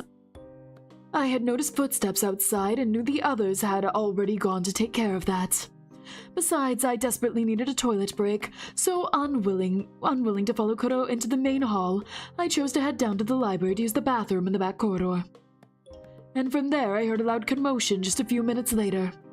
Thanks to my exhaustion, it took me a little to finish up and check what was going on, so I arrived late to the scene. And well, you should know the rest from there. I still maintain that what I said about Kuro's death, and that the only reason me and the others decided to lie to you was to avoid all this crap. So that's his story now, huh? For some reason, I'm still not convinced it's the truth. Although it does at the very least align with Shichiko's version of what Vic was up to. In the end, there were 2 separate conversations in his room, huh? I wonder if the second one might have turned even more violent than the first. Because I definitely don't buy that Vic just left his room, looked at Roberta, and thought, you know what? Jumping in there seems like a super nifty idea. I don't know, jumping inside of a T-Rex's mouth sounds kind of fun. Space, what do you think about this? Are you tired of not being able to ban Angie Lumine? Then bribe YouTube $5 billion to become a YouTube moderator. You'll also be the first ever non-AI mod on the site. Well, I don't know if it would be the first ever non-AI mod. AI, what the fuck am I saying? Am I AI right now? I don't know if it would be the first ever non-AI mod. Since, like, you know, before we didn't have AI. And then they got rid of all of their AI, and then they got rid of all of their actual human, moderation and replaced it with AI. Anyways, you've always been AI. You have no proof. Anyways, you are AI. You have no proof. Anyways, about Roberta. Forgot to mention this earlier, but there's actually one more super sus discussion we've made. Namely that our good old Roberta is still fully functional.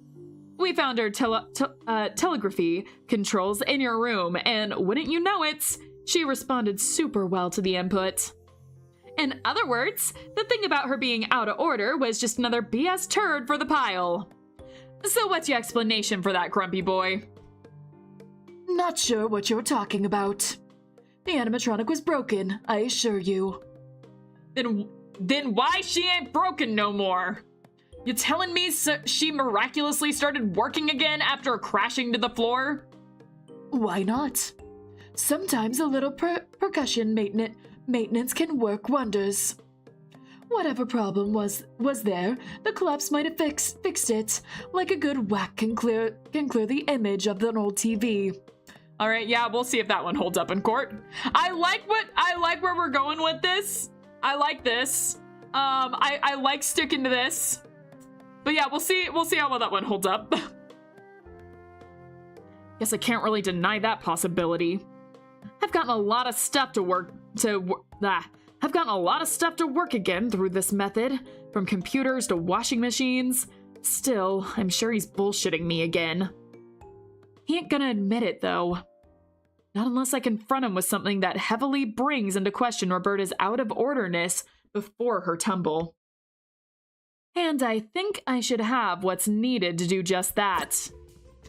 Yeah, I think I know. I think I know what we're talking about here.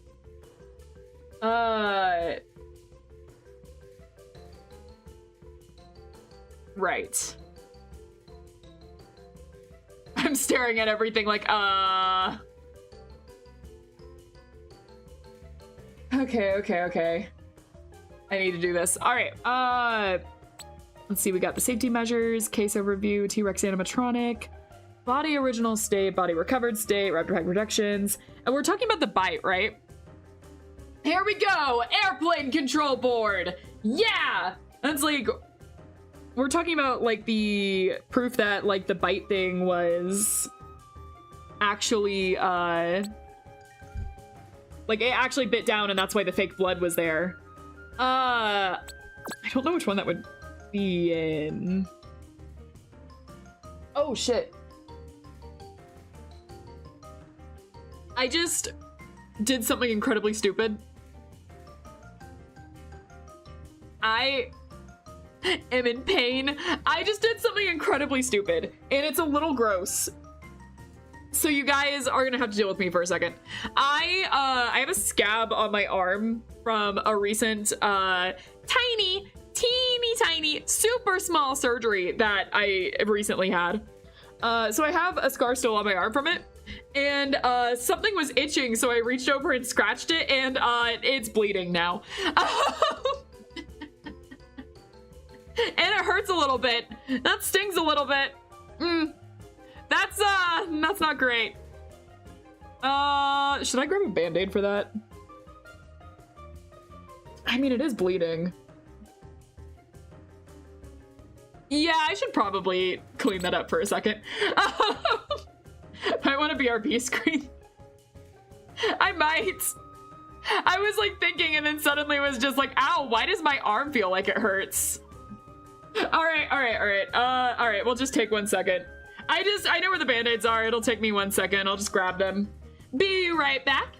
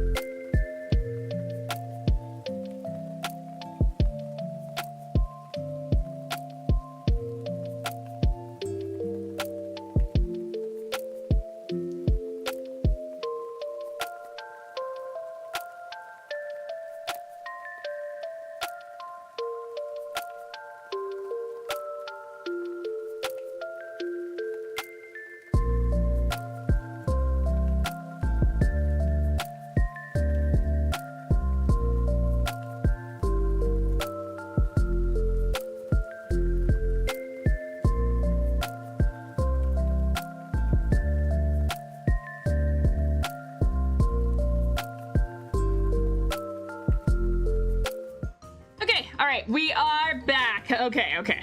I got my band-aid. Everything's set. I also got some water. All right, everything should be set now. Let me get YouTube back up. All right, we're good, we're good.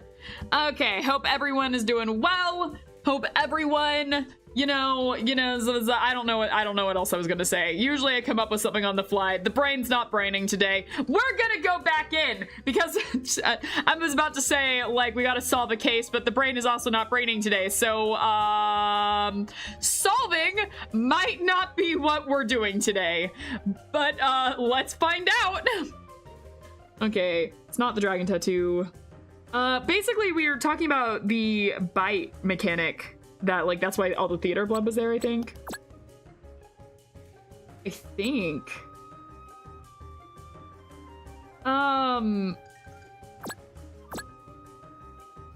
Might just be under T-Rex animatronic. Lifelike, highly realistic. Similar to a real T-Rex, it stands around 4 meters.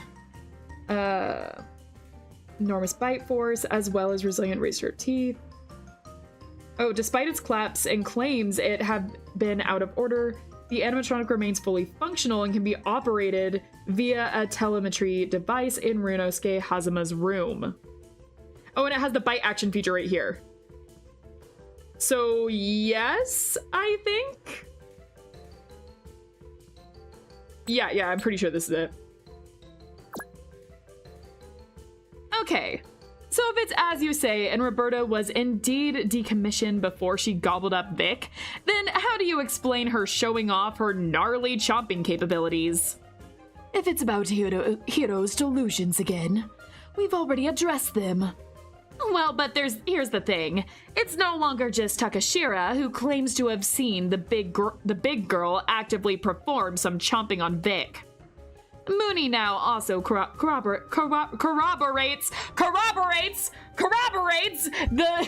that delusion. Sometimes multiple pieces of evidence work, BTW. Interesting. Okay, I'll have to keep that in mind. They now both state that they've seen Roberta slam her jaws together and chomp off Vic's arms before she collapsed, which would imply that her bite action feature was utilized. Something that's further supported by the fake— I forgot about that. By the way, I forgot that they said that they actually saw that. That actually does help a lot. I completely forgot about that piece. Which would imply that her bite action feature was utilized, something that's further supported by the fake blood covering the scene, because according to the docs we found in your room, the blood is only released from Roberta's jaws when said nom nom feature is activated. Nom nom feature. And that's still not all. Mooney has also said that Roberta's pose this morning didn't look the way it originally did after you had placed her back in the main hall, meaning that it must have changed sometime during her alleged out of order period. I need to read from the screen that the game is actually on, or I need to move this down so I can see. Because it's blocking like the one word, and then I can never read it because I keep reading it from my other monitor. All right. There we go. And strangely enough, I love this drawing. It changed the way that made Roberta look like she was just waiting to catch some prey falling over the railing, as depicted in that cutesy little sketch drawn by Mooney herself. So care to explain how the gobbling, blood spillage, and pose change could have happened when Roberta was apparently wrecking so badly during filming? And don't try to tell me again that your two friends are just crackheads who hallucinated it all. I think the most likely explanation is that Hiro dramatized what he saw, as he's prone to do from what I've been told, and that Runa eventually got convinced by his nonsense. Sometimes others can make us question our memories and warp them through insistence. If you repeat a lie with conviction enough times, people will start to believe it. Really? Like we're doing right now? That what you're trying to do with me? Me, Hema, same brain! Which is not always a good thing now that I think about it, but in this case...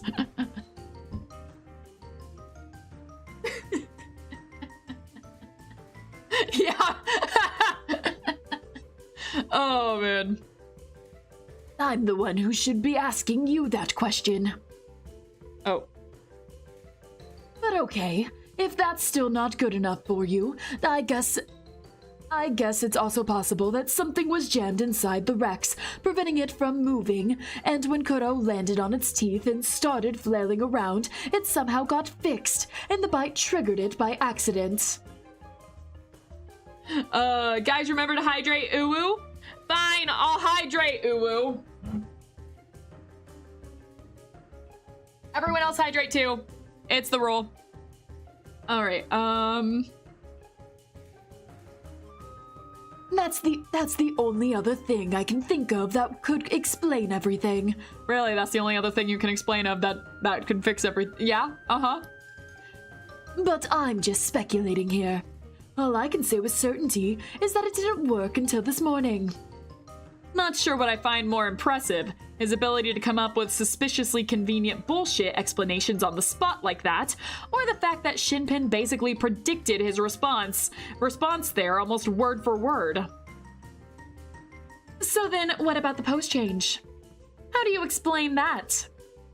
That simply could have happened slowly over time. Don't forget that an animatronic isn't a solid statue. There are a lot of movable parts and heavy machinery inside, which is why it needed to be properly secured. But as you know, the transport crew sadly failed to do so. As a result, its feet weren't correctly held in place, and as it turns out, even the sliding bolt for the support to keep it upright wasn't. Because of that, it may have slumped inch by inch over the past month, resulting in the neck hanging a bit lower than it did originally. God, this is seriously infuriating! There's no freaking way any of what he just told me is true. I'm convinced they used Roberta to assassinate Vic. And to do so, she not only needed to be in tip-top shape, them safety stuffs had also had to be messed with to even allow for her collapse. And I think I have the evidence to prove that wasn't just a slip-up by transport crew, but something one of our lying raptors purposely did this very morning. Oh, we're doing this again. Okay, the nuts, right? Because I saw that earlier. Like these things. That we found in his room.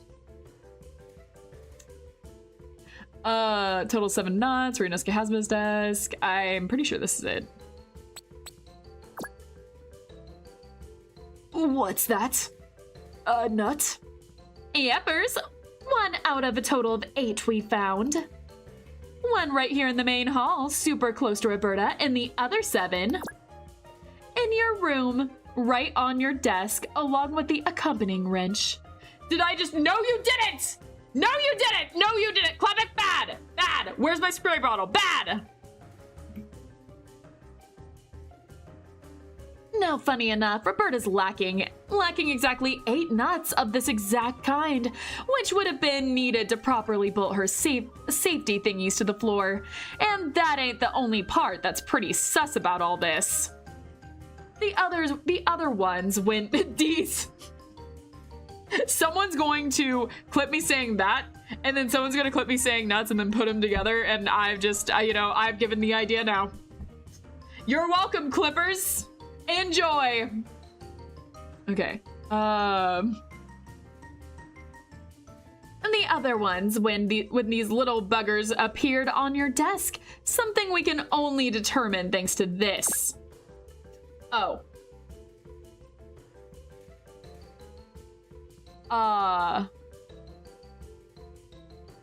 The...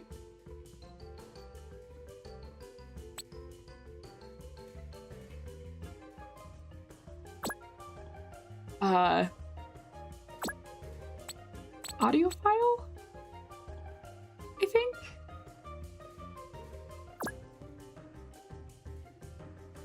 think?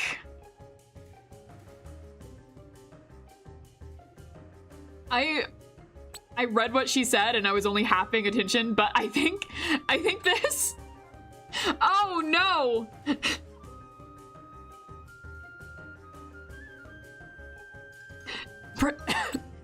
Press the button, Angie. Press the button, Angie. Commit. What are you playing that damn audio file again for? Because of this part right here, so shut up and listen.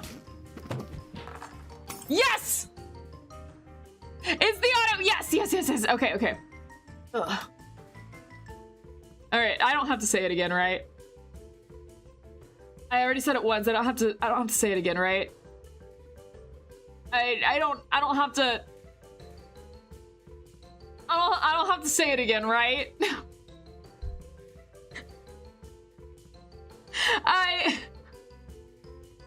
Oh no! Okay. That's what you get for not knowing your place, you snotty little brat. Looks like you need a new lamp. But I guess that's the least of your worries now. Correct me if I'm wrong, but what we'd heard just now was very much sounded like Vic shoving your butt right into the desk, which caused the lamp on top of it to fall off and break. What's most curious about this, though, is that given the dust marks on the dirty little desk, it's clear to see that them nuts and wrenches now lie in the exact spot where the lamp used to be.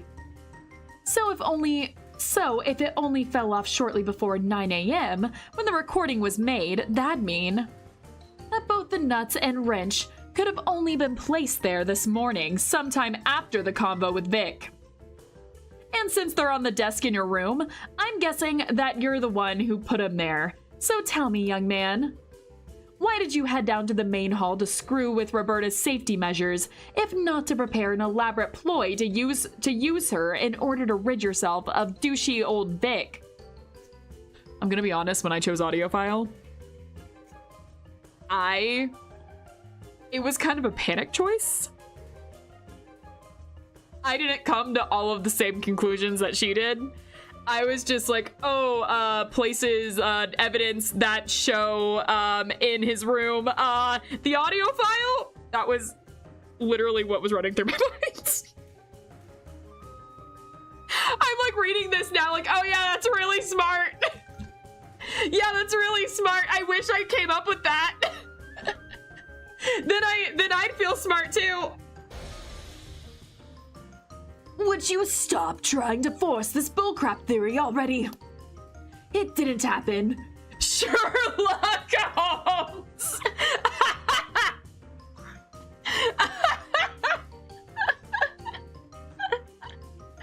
Oh, that's going in the new title.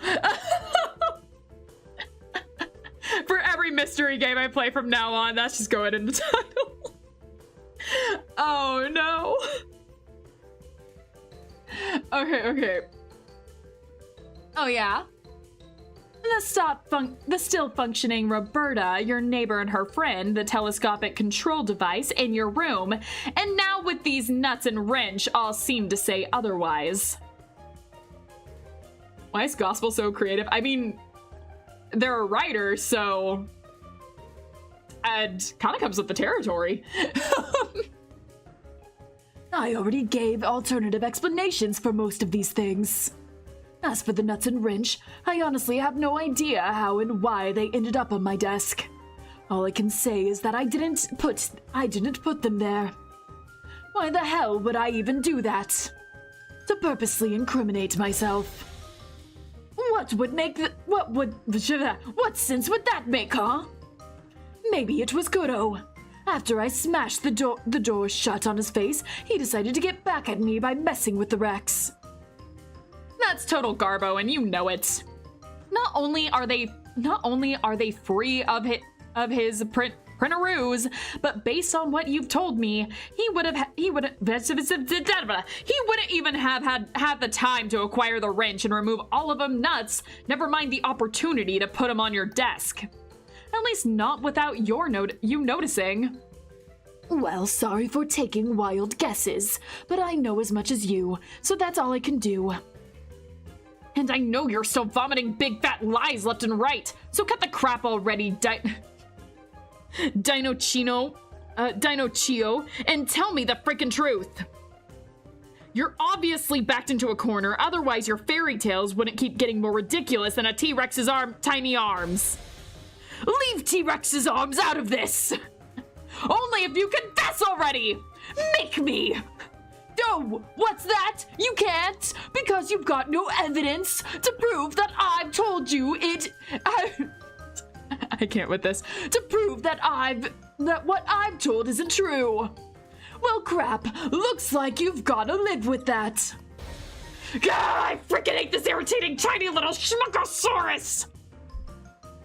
And the most off-pissing thing is that he's right. I can't disprove any of what he said. In fact, he's making some really good points. Why take the nuts with him upstairs? If he did operate Roberta to kill Vic, he had to return to his room and remove them, sure. But why not keep them in his pocket, leave them down there, and hide them somewhere else? The very fact that they're on his desk makes them so suspicious. So could it be? Is someone else actually trying to frame him and planted them there? In any case, it looks like we've arrived at another stalemate. I can't believe it. And here I was so sure that this time around I'd... Huh? What's that? A message from the chief. What could he... Oh shit, he's found out! Gah!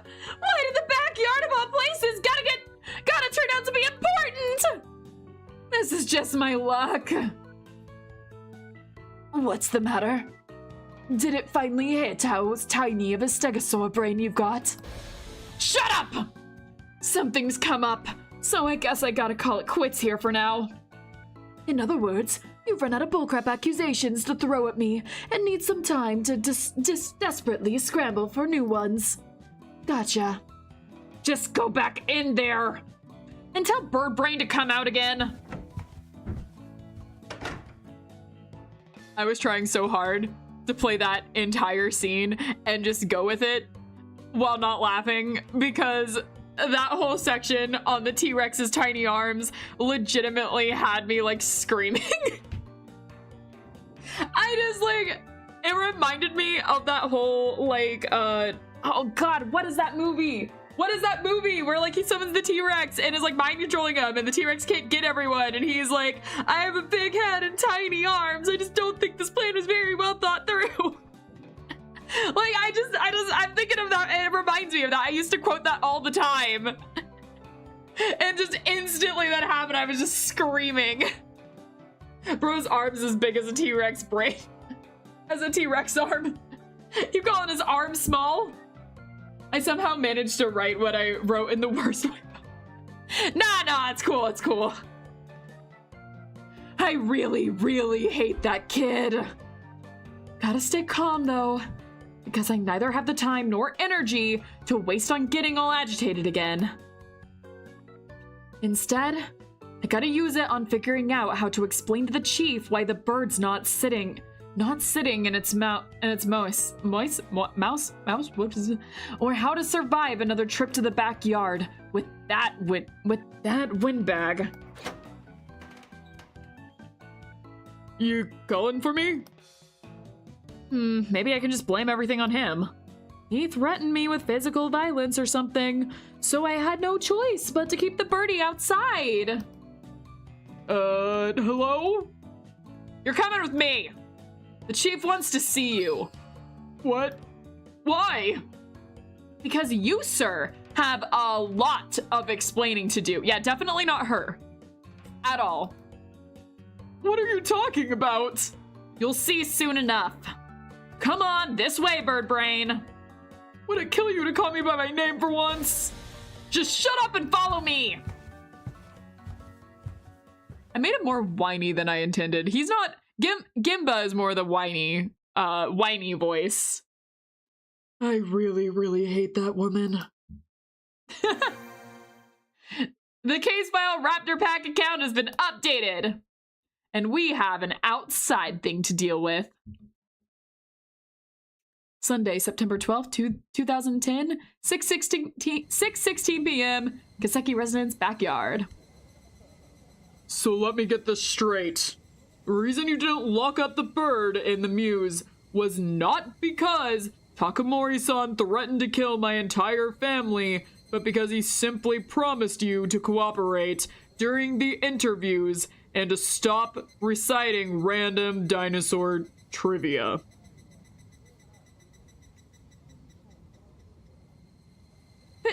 Pretty much. Do I even need to comment on that?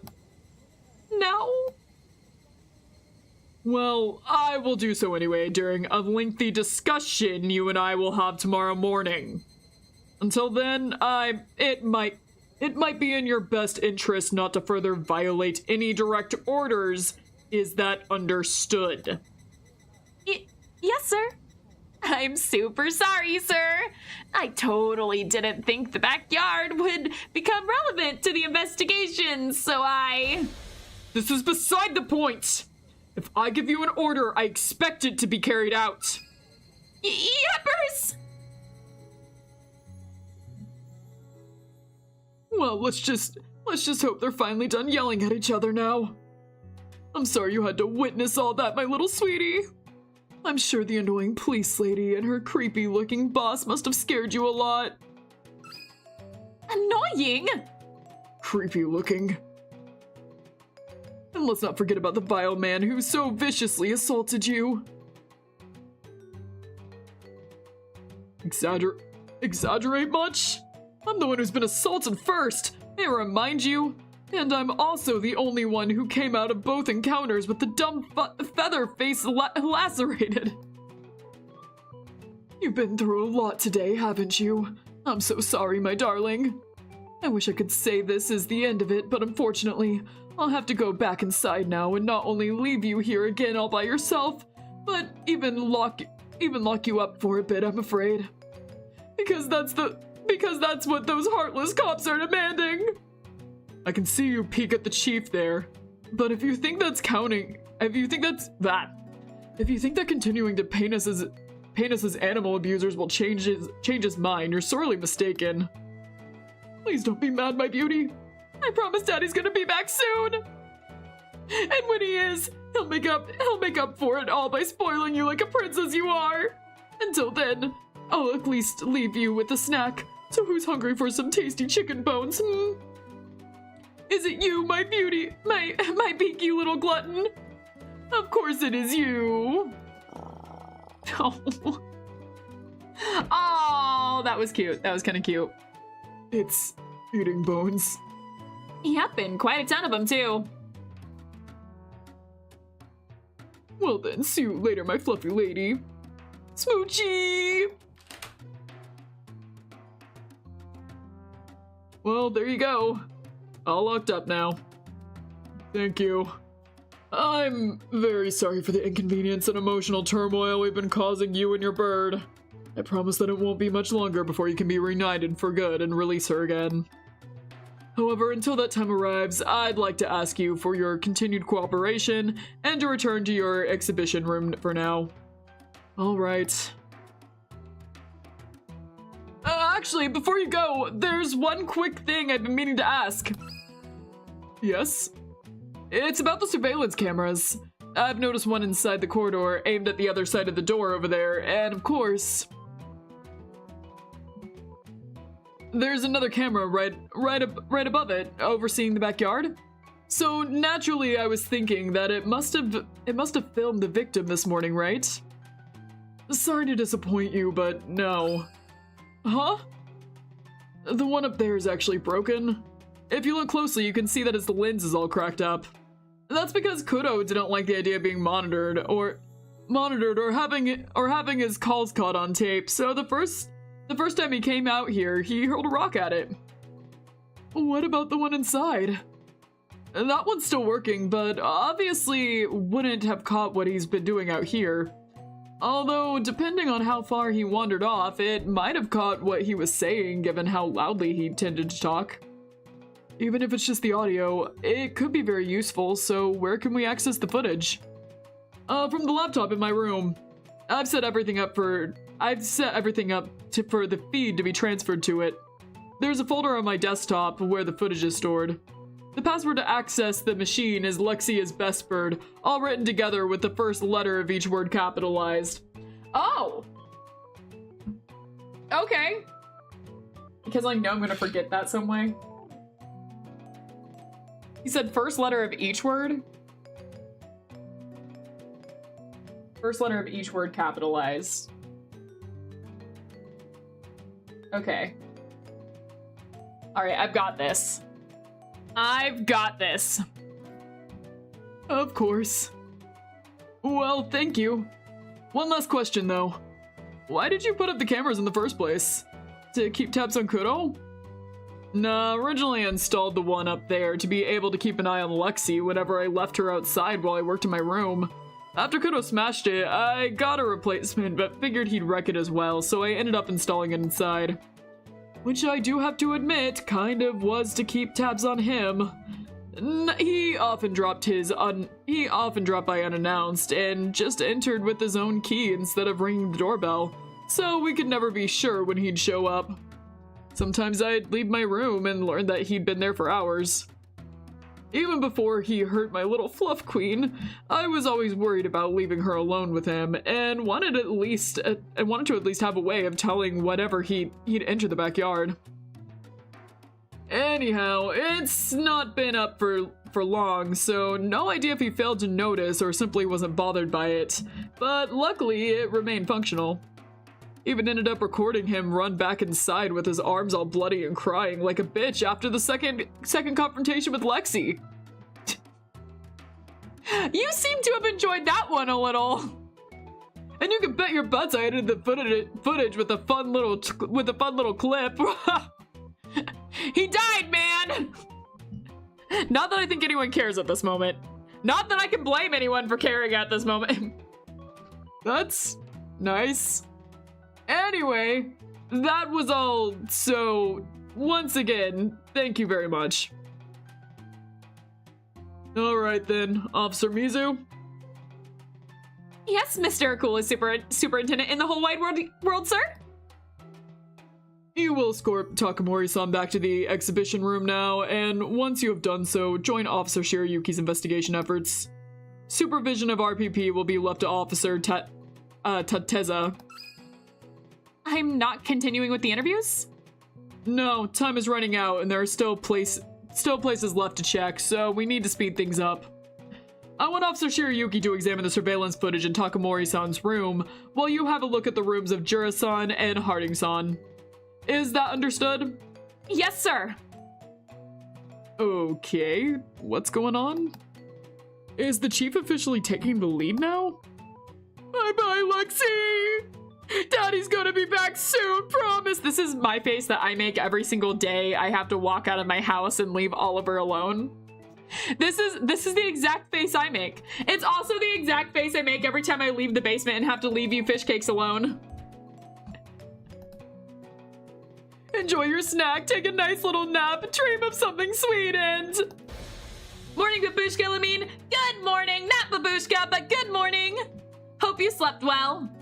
All right, she gets it. Now move it. Pushes him out of the room. Lexi!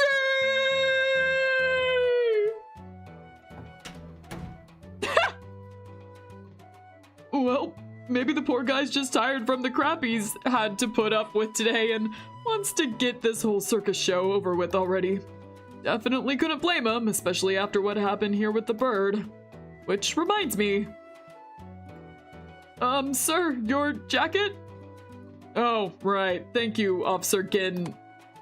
Oops, something fell out. Looks like his wallet. Sorry, sir. I'll get that for you. Fuck. How could I even How could I even mess up something as simple as handing him back his jacket? I'm really such a fucking Oh man, of course I can't pick up his wallet without something slipping out. Ooh? Oh, what a cute little pup. Is that his? Didn't take him for a pet owner type. And that girl, is that his? Thank you very much. Now then, let's finally check on the backyard, shall we? Wait, we're investigating together? Of course. I haven't taken a look at the backyard myself yet. And as I said to Officer Mizu, time is running short. Soon it will be too dark to properly investigate, so let's not waste a second further. I've been looking forward to finally seeing you in action anyway. Fuck my life. All right, we have two paths before us. We can either go with Officer GENBA, or we can go with Officer Shirayuki. It seems Shirayuki currently has, like, everyone else with her at the moment. So, like, best girl, best boy, best girl times 2 are all going to be here. And then we have, like, K1 over here. I mean, my vote always goes over here, you know, but, you know, GENBA certainly has, like, his own investigation going on that is going to be very important and everything. Oh, look at that, I've clicked on Yuki. Oh my gosh, how could this happen? Anyways, Drat, although I do not expect anything of great significance to be hitting inside any of them anyway, it still really bothers me that I cannot take a look at it myself. Given that time constraint, however, that is simply out of the question. So if we want them to get examined at all, there is no choice but to leave Amber Harding in Shikujura's room to Himatsu-chan and trust her to do a thorough enough job, because I am most certainly going to have my hands full here. This must be the laptop surveillance footage is transferred to. Going through it will be anything but a speedy task, so I should get to it straight away. However, I just have to take a closer look at this. I just have to take a closer look at this here first. Angie, stop closing the poll. I'm trying! Also, this is cute. He has a picture of all of them. That's so cute. Also, Barbasol can't spot it. Anyways, he has a picture of all of them. Did your keen eyes work again, Raccoon? What did they spot this time? That right there. Those leather straps on the floor. What about them? I mean, wait, was that who was talking there? Was that him talking? And I was just doing my best voice impression of, okay. Anyways. Well, you can tell at a glance that this room is kept extraordinarily tidy and organized. Yes, it is essentially the exact opposite of Ryunosuke Hazuma's room. Nothing else is randomly lying on the floor, and if you look closely, you will notice that Toronto Takamori takes great care in keeping things orderly to the point of neatly angling the pins on his desk. As such, those leather straps stick out like a sore thumb. Now that you mention it, they do. For someone who keeps his room this well maintained, it sure seems out of character to just leave them there like that. I'm guessing he either dropped them accidentally without realizing it, or maybe had to discard them in a hurry. Either way, I'm impressed by your observational skills. So that's how a true CSI operates, eh? Always on the lookout for the unusual, and trying to make sense of it. Any you can inject into this find already? I'm assuming you're assuming it. It might be related to the case, yes? I honestly can't say, but it certainly strikes me as an odd enough detail to keep in mind. What exactly are the straps anyway? I've never seen anything like them. They sure have a peculiar design, don't they? I think they could be some sort of falconry accessory. I will try to look it up later, but for now, Toronto Takamori's laptop is of higher priority. Right. Well, since we're somewhat hard-pressed for time, how about you focus on the footage, and in the meantime, I'll try to make myself useful by seeing if I can figure out where exactly these straps are for, if you do deem them noteworthy enough of finding out. That would be much appreciated. Thank you. Then I'll get right to it. Let's see what falconry facts I will find. Caw-caw. And let me see what kind of curious contents that camera caught. Were? Fudge, I cannot think of an adequate word for the sound of a camera makes. Like, click, click? Or like, but I guess that's not what I should concern myself with anyway.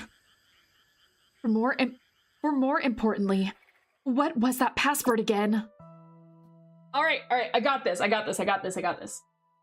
All right, password. I need to grab my folder. Hold on. I wrote it down. All right, it is Lex is best bird. All right, everything, like the first word is always capitalized. So it's Lex is best bird. Wow. Yeah! What is that background? Hold up. What anime are you into? Yes, there we go. Okie dokie.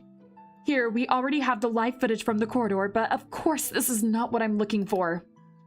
Instead, I want to watch what was recorded with Kuro Mikazuki when Kuro Mikazuki entered the backyard, so...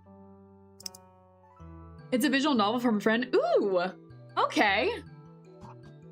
I opened up a desktop folder in which the surveillance footage was stored in daily subfolders as hourly files.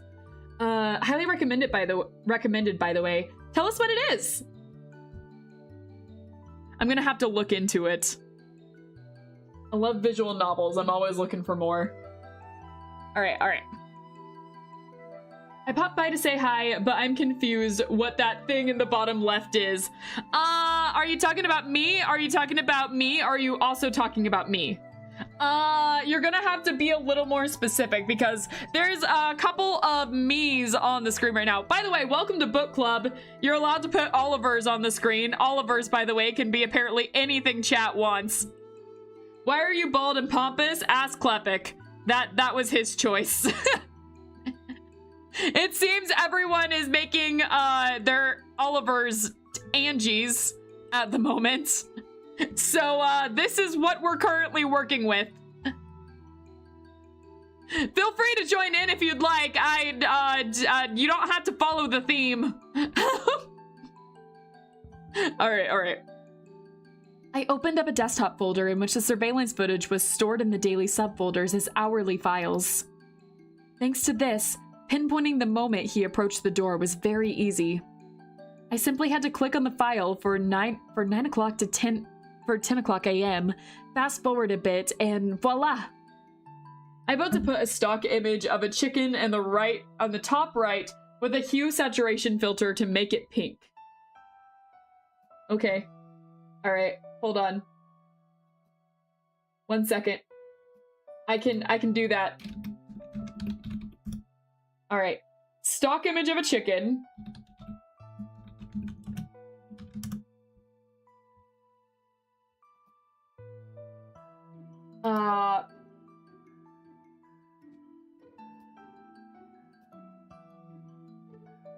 Okay.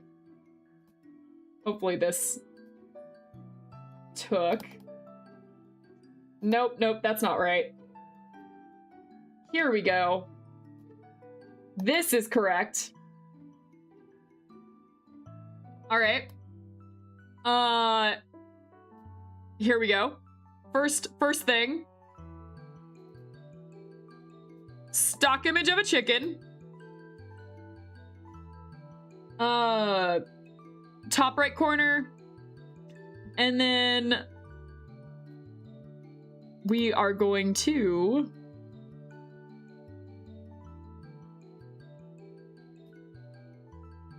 You're allowed to make it very tiny if you wish. Got it. All right. Let's change some colors. Oh wait, I don't think it's this thing. I always press the wrong thing for this.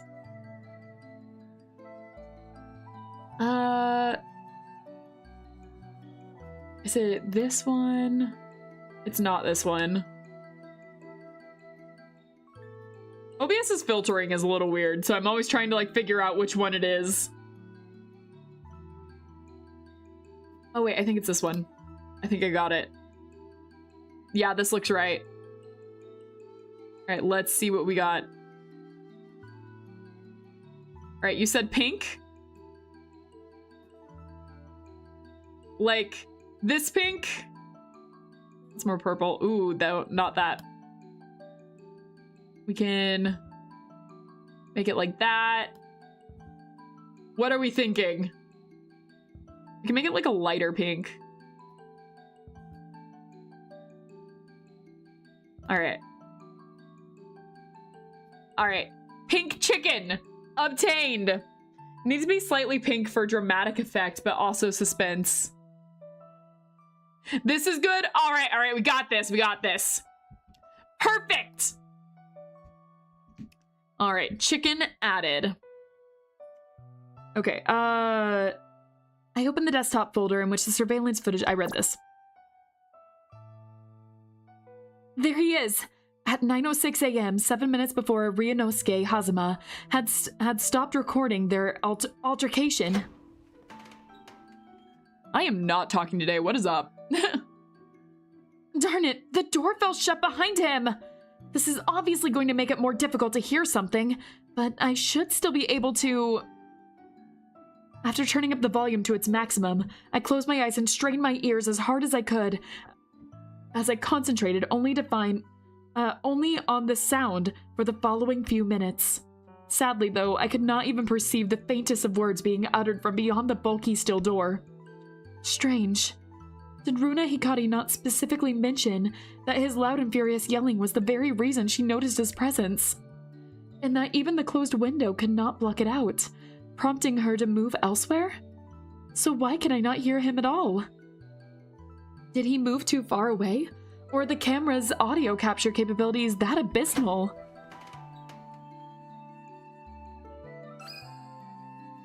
There he is again! Or rather, there he was. Aggressively throwing open the door, Kuro Mikazuki's had stormed inside at such an accelerated pace that he had passed through the frame in the blink of an eye. Which was why I acted just as quickly to rewind his movements and freeze them with a simple click on pause. He sure was in a hurry, and going by his expression, not at all in the best of moods. But more importantly, he re-entered this residence at 9:14 a.m. That would be a minute before Shikujura left for the bathroom and collapsed in the corridor. So does this mean that the two of them barely missed walking into each other? Or is it possible that... I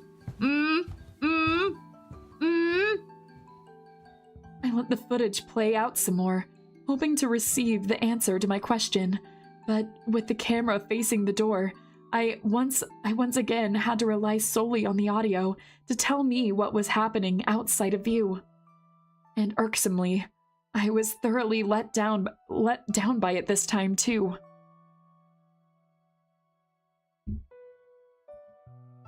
Not only were there no clear audible clues hinting at any sort of interaction between Kuro Mikazuki and Shikujura, I could not hear anything related to their fainting incident either, even though there was said to have been quite a bit of commotion upon her discovery.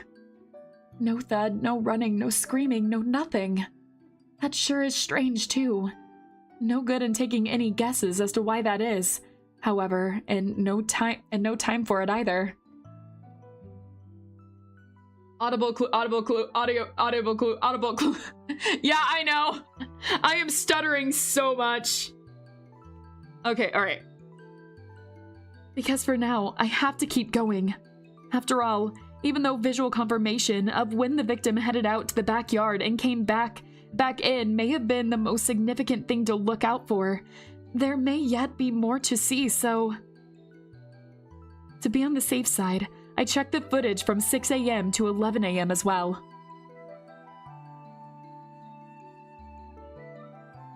Clue Land is a fun game. Alright.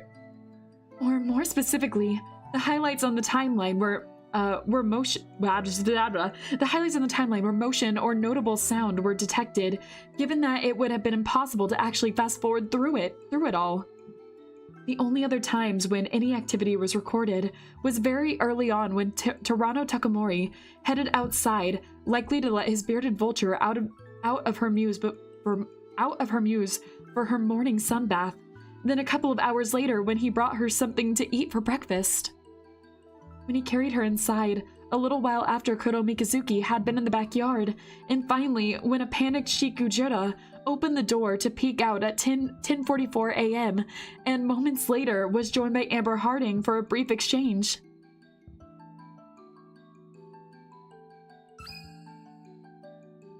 Oi, Shiku. Yeah? What's gotten India all of a sudden? Why are you running all over the place like this? Kuro! What about him?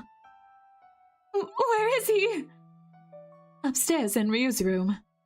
They're talking things over. Why?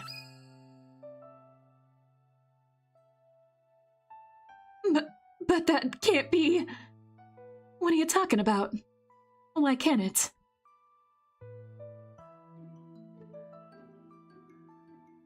Well, how about we head back upstairs for now? I think you ought to get some more rest, and continuing this conversation in bed sounds a lot more comfy, don't it? Also, rather than the whereabouts of that Sikokuro, aren't you more curious about those of your sickle claw? Yeah, it's missing. Huh? Just realized it got in my pocket. Found it next to you in the corridor, so I guess it must have clipped off when you fainted. Anyway, here you go. Just come a bit closer and open and pause yet. Something wrong with it, or was the pun that bad? No. It was pretty bad. I mean, if we're getting down to it. You've done some better ones, Amber. You're worried about stuff with Kuro, that stuff Kuro told us earlier, ain't ya? Well, I understand, but... You don't have to. We'll figure something out. We always do, don't we? So let's just... I still gotta go check! What? Shiku! Oi, Shiku, wait up!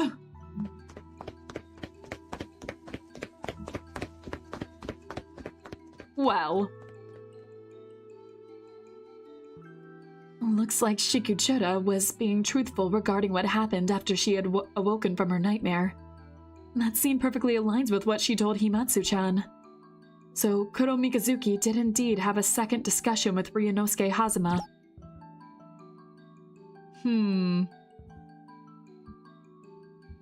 So Neko no, I'm having a hard time seeing. Is it Sentoki?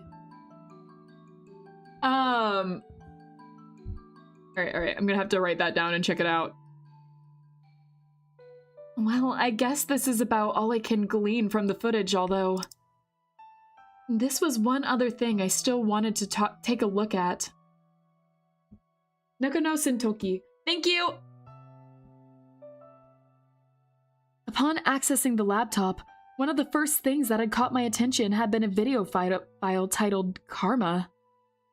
Being the only one saved to the desktop, it virtually begged to be watched, so I did. Is it it? Is it it? No, show it! Show it! I want to see it! Damn it! It was a rather short clip that started with the simply showing the closed backyard door, but this time around I could clearly hear a loud voice yelling from beyond. Eh? No way! Oh my god! It's it! It's the clip! It's that! They used it! They used it in this editing! They haven't! It's there! Okay, alright. Dad! No! Fuck! Stop! No! I kept my eyes glued to the monitor and, after listening to some more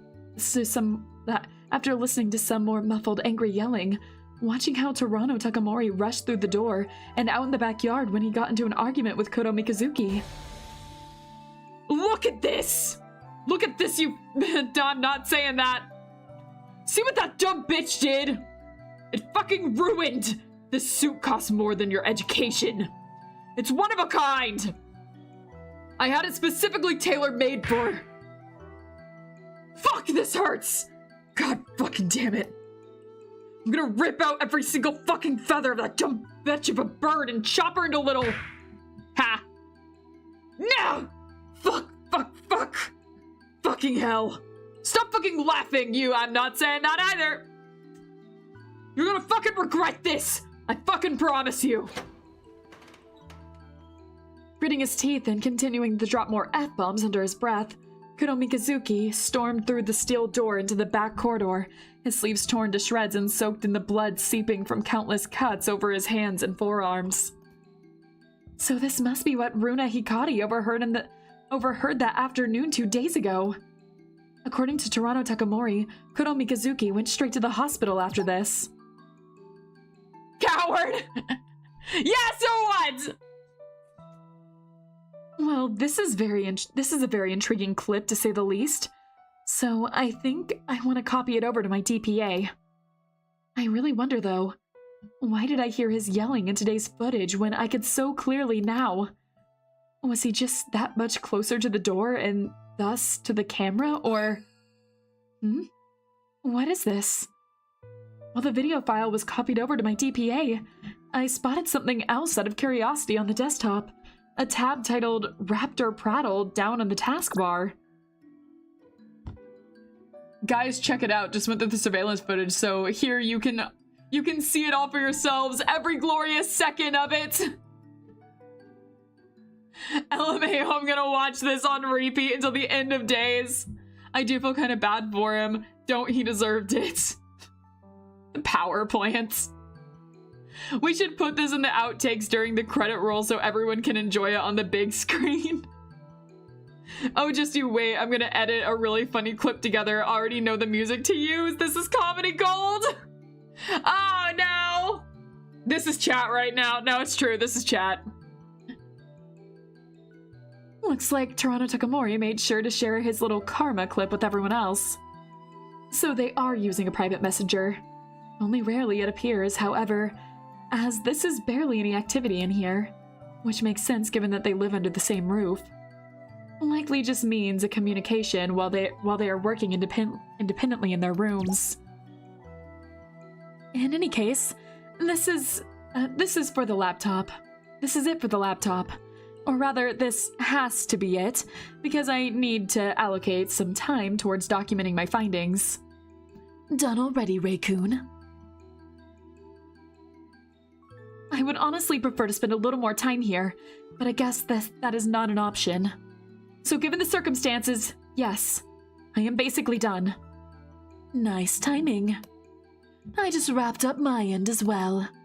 Apparently, our lonely leather straps are called jesses, and they are indeed used in falconry. I went ahead and dedicated a case file to them, containing a quick summary of what I could find online, along with the details of how we discovered them. Please go ahead and double-check to ensure I didn't miss anything of importance, and feel free to utterly tear me apart if my work turned out horrendous. No, it looks as though everything is perfectly fine. I could not have done it better, so... Thank you very much. Yeah, I'm getting praised by Raccoon. No! It looks like she just straight up backed up from him. Did somebody step on a Lego, or what's going on here? Himatsu-chan! You heard that, didn't you? How embarrassing. Have you finished Shikujora's and Amber Harding's room? Her smile faded. Yeah, but as expected, I ain't got nothing of note to report. With 90% of Amberlance's room being covered by plant life, there just wasn't all that much to see. And although you can say the exact opposite about Shinchiku's room, that's only because 90% of hers is occupied by buff anime dudes in latex chains and ball gag. It's...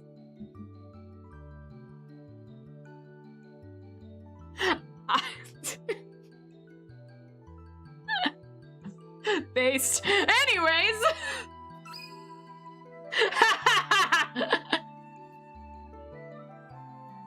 Speak. Now I'm not sure if I should feel glad that I could not conduct a thorough examination of it myself, or if I'm bothered by it all the more. Anyways, when I noticed the sun about to call it quits, I figured it's probably time for us to do the same. Or at least I sure freaking hope so. After all, we sure gotta face those dumb dino nerds one more time, and who knows how long that's gonna take.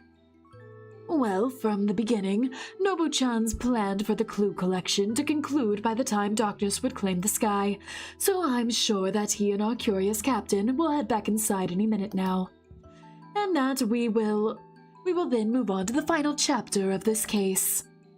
Not like they'll be able to do much more investigating once, Amatoratsu's, as news anyway. Then, I guess rather than scramble to see whether we can, whatever else we can find, it might be best to use whatever time remains to get ready for the challenge ahead. Because just having gathered a lot of clues and evidence will likely not be enough to successfully overcome it.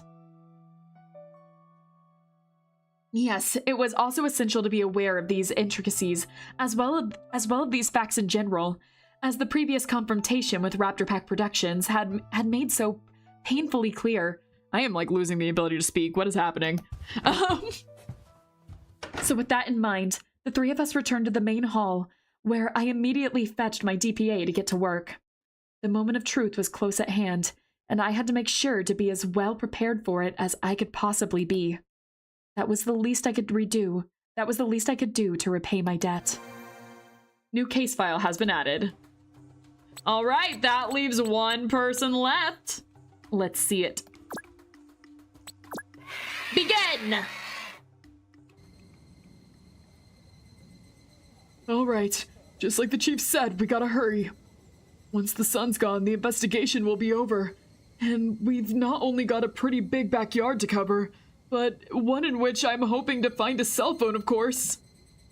Granted, there's no guarantee that Kudo even lost it here, but this is where he was last seen using it, and if it's not around here somewhere, well, let's just pray that it is, because this is our last and only chance to get our hands on it. Okay, we have quite a few things to look out for. Let's go ahead and talk. I know this is neither the time or place, but the awkward silence is killing me. So is my curiosity ever since I saw those pictures. So maybe I could try to strike up a conversation while we keep looking around? Ask about the girl? Excuse me, sir, but I was wondering, if you're willing to answer this, of course, regarding the, well, you know, she's my niece. What? How did I know you were gonna ask about her? Because subtlety isn't your strong suit, Officer Genba. It's been obvious that the question has been on your mind ever since you saw her picture.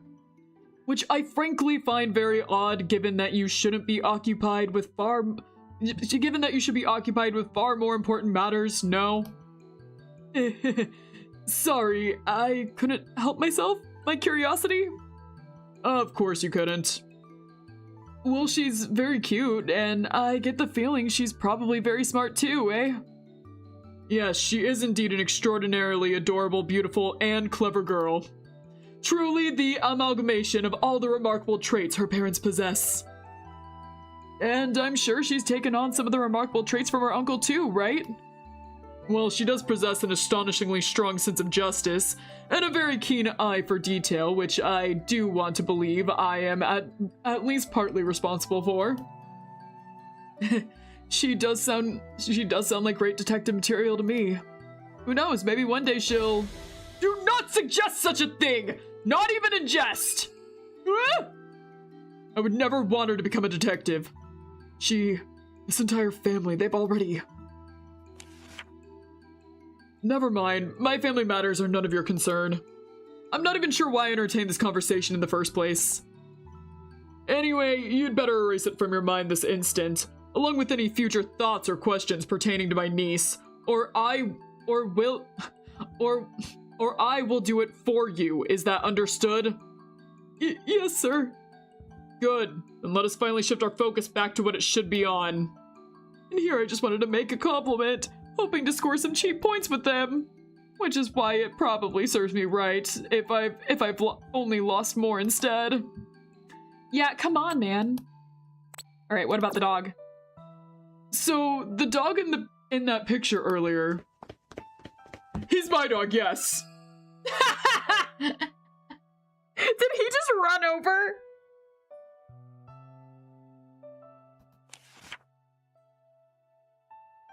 He may still be a puppy, but just about a year old to be precise, but he's already much more mature, well-balanced, obedient, clever, reliable, sharp, loyal, capable, perceptive, dutiful, attentive, and most of all fluffy than any other dog his age. That's impressive. And definitely factual. Not at all colored by your own subjective bias. I know what you're thinking. He looks so adorable that you feel naturally inclined to do anything to protect his precious pants, but it's really going to be the other way around. Trust me, once his training is completed, he will become a valuable asset to our police force. You're training him to become a police dog? Of course. And I have no doubt that he will quickly rise to the top of our canine unit, given that he can already differentiate between various types of firearms by smell alone. I love seeing these guys fawn over their pets in this game. Oh man, that's cute. Something I bet you can't, can you, Officer GENBA? No? Doggy, yep. I want to say YouTube auto-translated your message clown from doggy to, drumroll please, dagger. Fascinating. All right. No, but what would even be the use of that? And why did this suddenly turn into a skill competition between me and his dog anyway? By the way, aren't you curious to know his name? I guess. What is his name? Wantaro. That's it? After you look so smug and proud to tell me? Calling the doggo Barkley would have been more creative than this. Is there a problem? No, not at all. I was just left speechless by how cute and fitting of a name that is. Yes, a very good name for a very good boy. Well, going by his pic, he strikes me as a very derpy dog. Can't really see him becoming... He is a very good boy. Is that understood? Yes, sir! I really need to become more conscious about my facial expressions. If the skepticism showed that clearly. Ah, yes, thank you. Thank you, YouTube. That's exactly what I wanted. What do you got there, clown? A dagger! My future as part of the Ryugatsu police might very well hinge on it. Right, can I ask about the last thing? Curiosity sated, I better focus on finding that damn phone now. Otherwise my future will be engulfed in just as much darkness as the backyard once the sun's gone. Oh, maybe there wasn't another thing. Okay, we got the window over here. Here's the camera, window here. My bald head covering the hose, that's right here. Okay. All right, what do we want to start with? I'm gonna start with the window. So that's from where Hikari-chan saw Kuro, eh? Poor girl. When she looked out there this morning, she was just getting ready for a fun day with her date and friends, not having the faintest clue as to what horrible shit she'd end up witnessing and get entangled in. It's undoubtedly a traumatic experience, especially for someone her age. I can only hope she'll be fine and never have to go through anything like this ever again. A polite, caring, upstanding, and dutiful young lady like her deserves nothing but happiness. Damn, her place really is banged up, and it doesn't even look as bad from here as it does from the front. Still can't believe that she actually lives in there. Poor girl, quite literally, I guess. Well, you don't have to point it out like that. All right. Okay, I've been wondering what the hell this is for ever since I first set foot out here. So let's finally find out, beginning with the sign. That's definitely the silhouette of a dinosaur on there, so the unintelligible word below must be its name. Gallimimus? Gallimimus? Well, however the fuck it's pronounced, big no to feeding it, as well as to flash photography and yelling. Looks like one of those signs you'd find at a zoo enclosure. Guess it's just here as a joke? What about the weird antenna thing, though? That sure isn't just for show. The control panel actually works. Receive transmission, huh? Well, let's see what happens. Do not shoot the Gallimimus!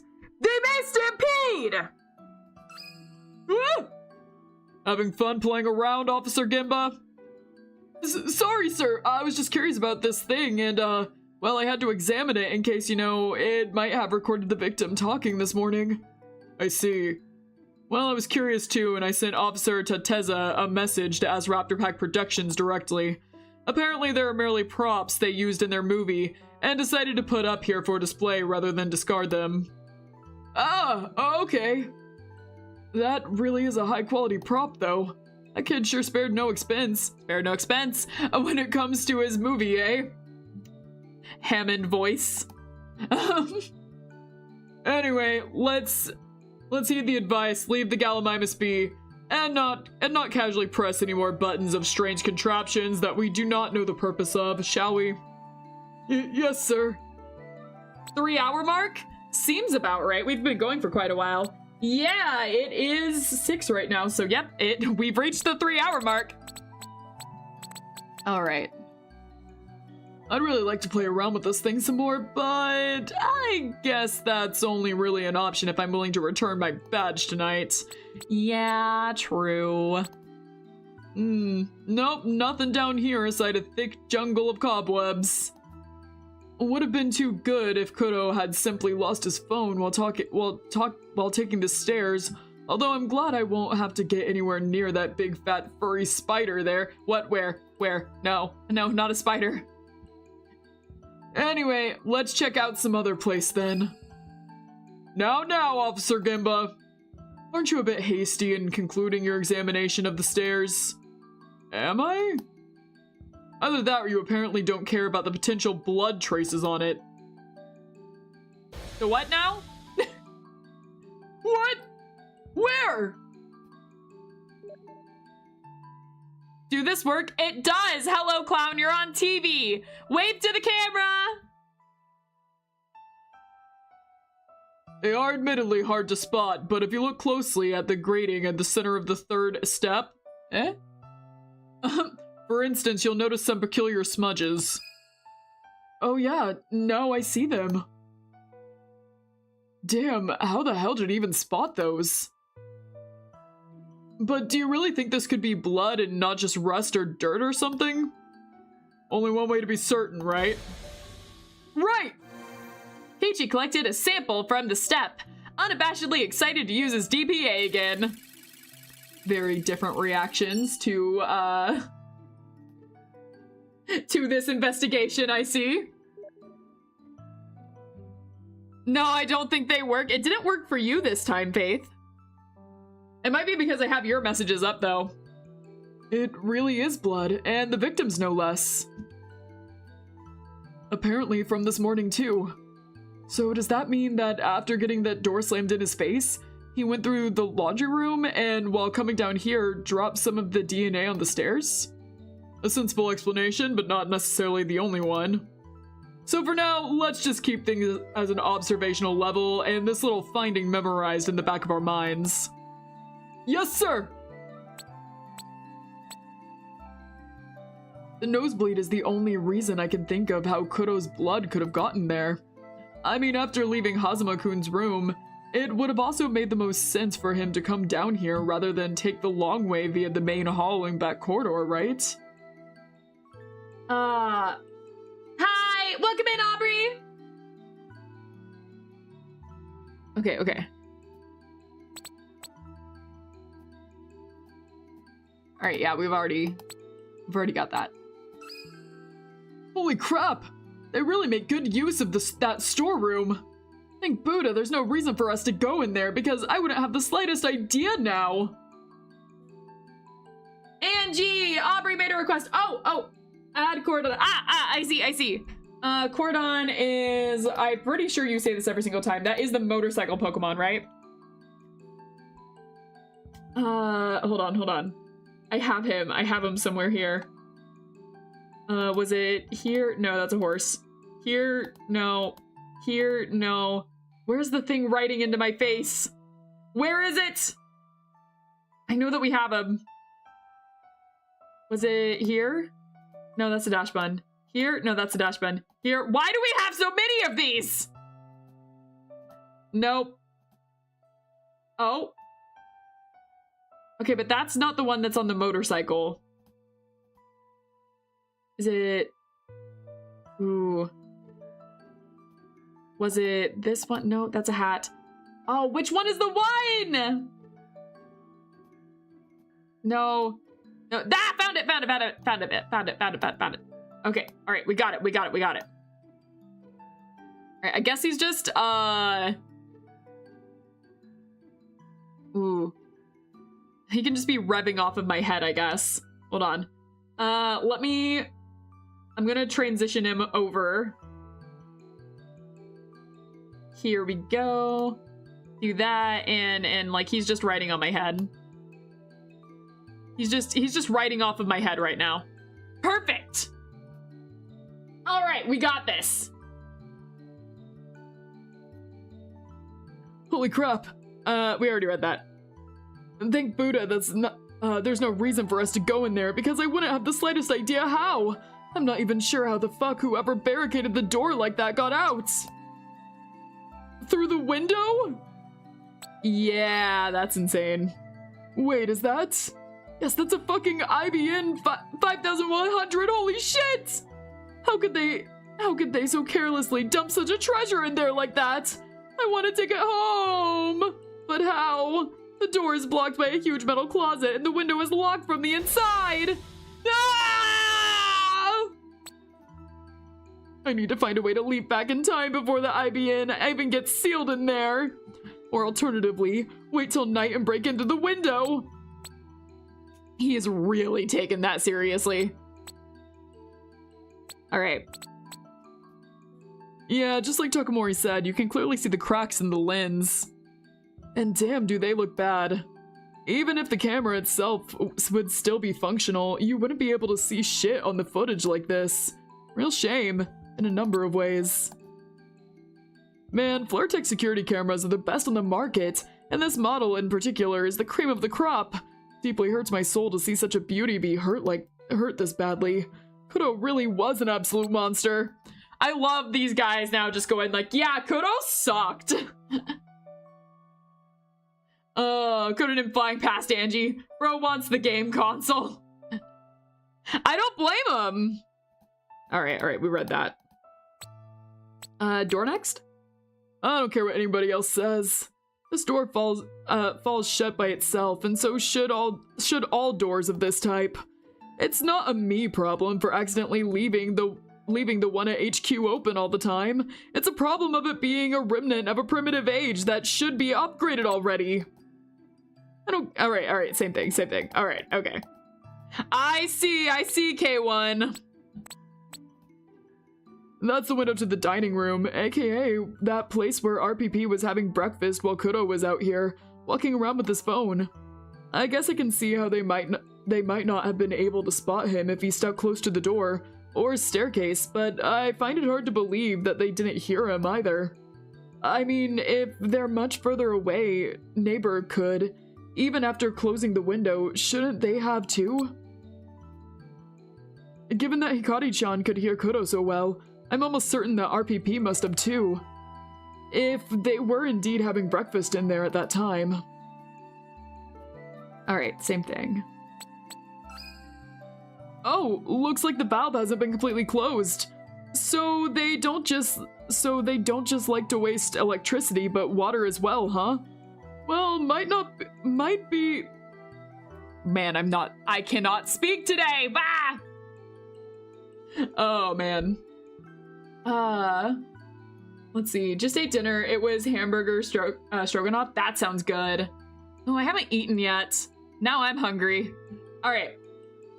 I'm now big, colorful balloon. Oh, that sounds good right now, though. That sounds really good. All right. Okay. Well, might not be my money getting unreasonably poured out there, but I still hate seeing it all the same. Closed it. Yep, feeling much better. Did you just turn off the water just now? Yeah? Was I supposed not to? No, I was just surprised why it suddenly stopped when I was examining the hose. Speaking of which, what do you make of this? What exactly, sir? The fact that the water was coming out of it the whole time? Well, I guess that too, but primarily I meant where the tip of the hose is lying. On the dirt path? And doesn't anything strike you as odd about that? It'd make more sense for it to be lying in the grass. I meant the way the ground looks. Doesn't it seem as though somebody deliberately aimed the water hose at it? Now that you mention it, it does. It got thoroughly washed over, but only the small section here. And why do you suppose anybody would do that? I don't know. Can we even be sure it was deliberate? Maybe it was just an accident while trying to water the grass. You know, like how sometimes when you're taking a leak and your thoughts trail off and suddenly you find yourself aiming past the target. Nope, I don't know that one personally. I wouldn't know anything about that. And if it happens to you, I'd suggest you learn to focus. Of course! That was just a general example! Yes! Alright, clown! Got it! Alright, one person relates to it! Never actually happened to me either!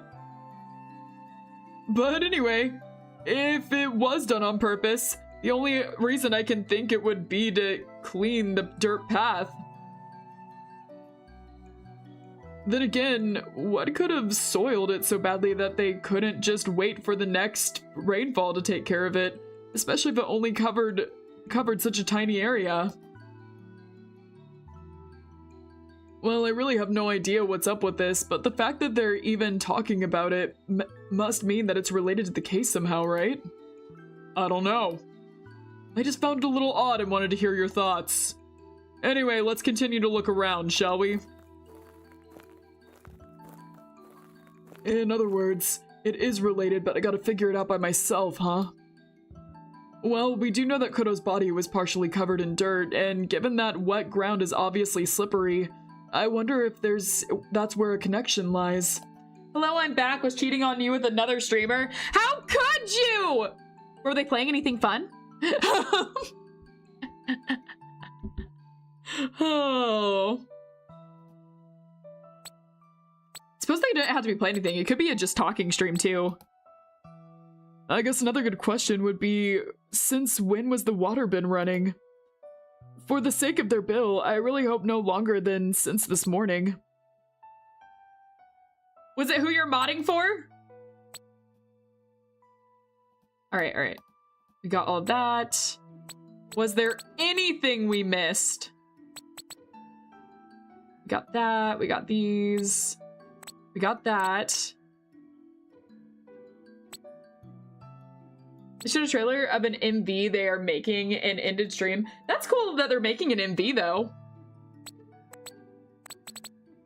Okay. I think that's everything over here. All right. Let's see what we got. So this is where the bird was chilling all day. Why did Takamori make such a fuss about its well-being? A sunshade, snack bowl, a freaking pool? It had to be way better than anybody else. Oh well, no time for jealousy. Gotta focus on the phone. Because there's a good chance that Kuro got too close to our spoiled avian, accidentally dropped it here, and then was unable to retrieve it, just like how I couldn't get my, my hands on that damn jacket. Suppressing his jealousy, Keiichi searched around the bird paradise. No phone in sight, damn it! Can I replace Balji with another image? You can, in fact! And I was so confident that I'd find it somewhere around here, but would have been too easy, eh? Still can't believe the bird was living the life out here while mine kept getting sucked out. Anything else? No, that's done. All right. Let's see. Raptor padlock. What's this? A certificate? For the winner of the Tsukihami Raptor Beauty Contest 2010? Are you fucking kidding me? For the first time in the history of the Tsukihami Raptor Beauty Contest, a participant bird of prey received a perfect score in each and every category! You're telling me that hideous beast completely crushed its competition past and present? No fucking way! Who the fuck were the judges? Were they blind? Were they bribed? Did they just have such a low standards? Was the competition that atrociously ugly? What the fuck? I don't know what you're talking about. She's a beautiful bird, GENBA.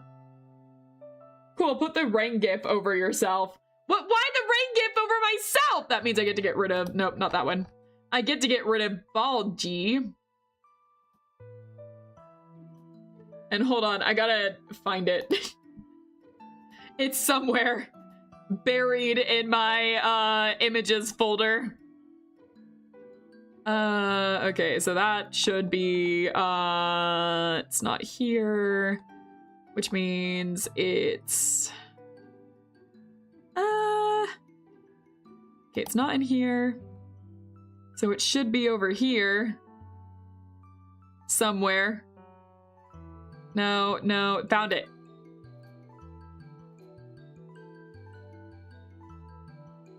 All right.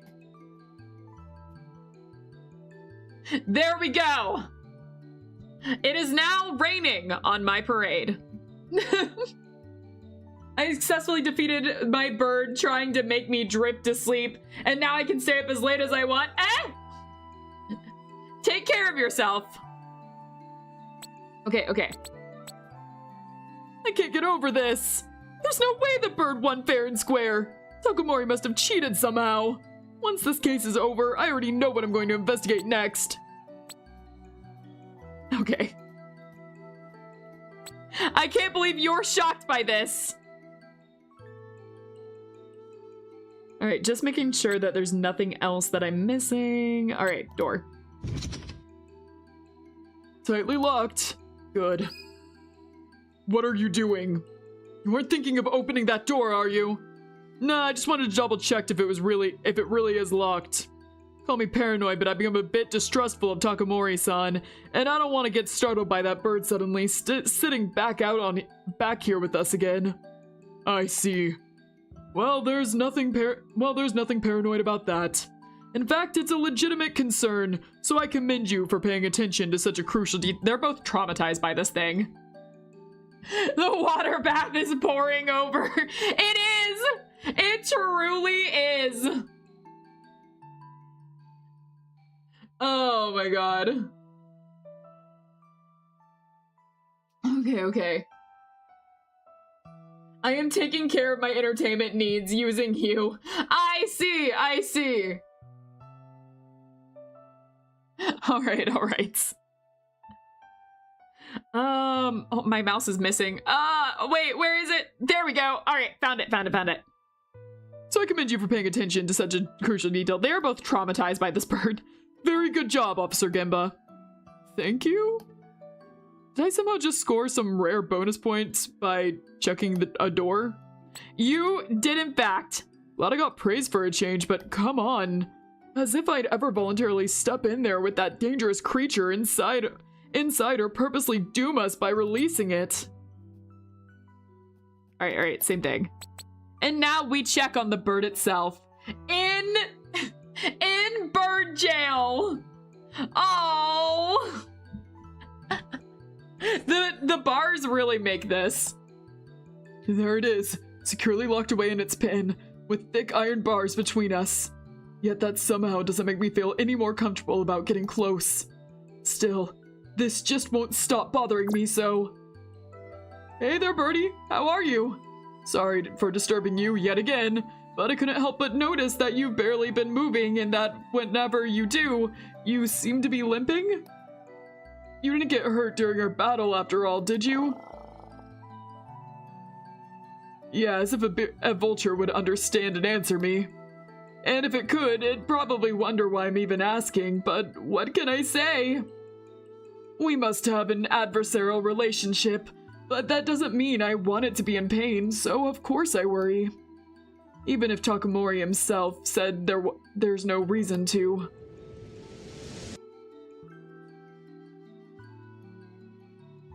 So yeah, there were movements when it took off to fly away, only to get stuck in midair when the leash pulled taut. And whenever that happened, it looked like it began to panic, flapping its wings so hard and desperately that it shook off some of its feathers. I didn't think about it in the heat of the moment, but I hope I didn't cause it to get hurt.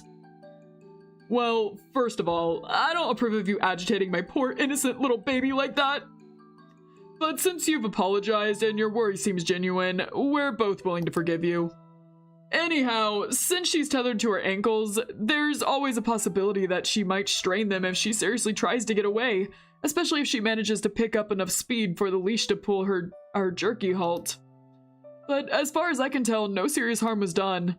She might take it easy for a while, but it's nothing to worry about. What do you mean, Clappic band? You do not shoot the beautiful bird! Or so he said, but now I wonder how serious it might actually be if she's limping like that. And it's all my fault for being such a dumb, careless fuck and...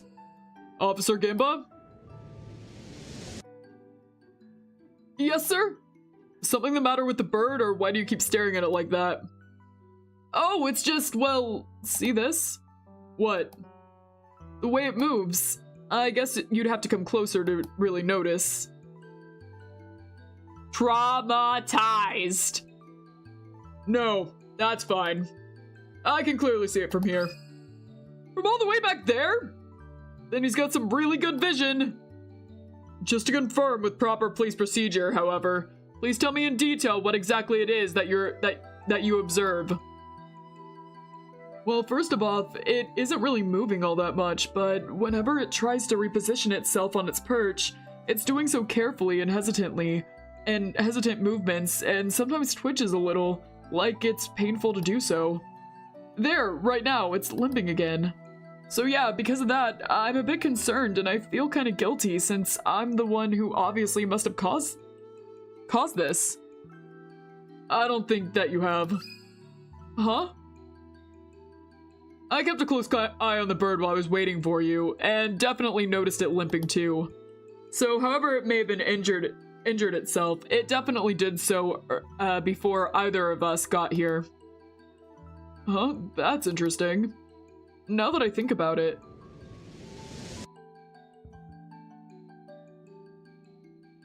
I was, of course, way too shocked to pay attention to such a detail, so maybe it's just my imagination, but in retrospect, I feel as though the bird was already this unsteady and twitchy in its leg movements when it landed on my shoulder. Don't tell me it's only dug its claws into it out of a pain-induced reflex.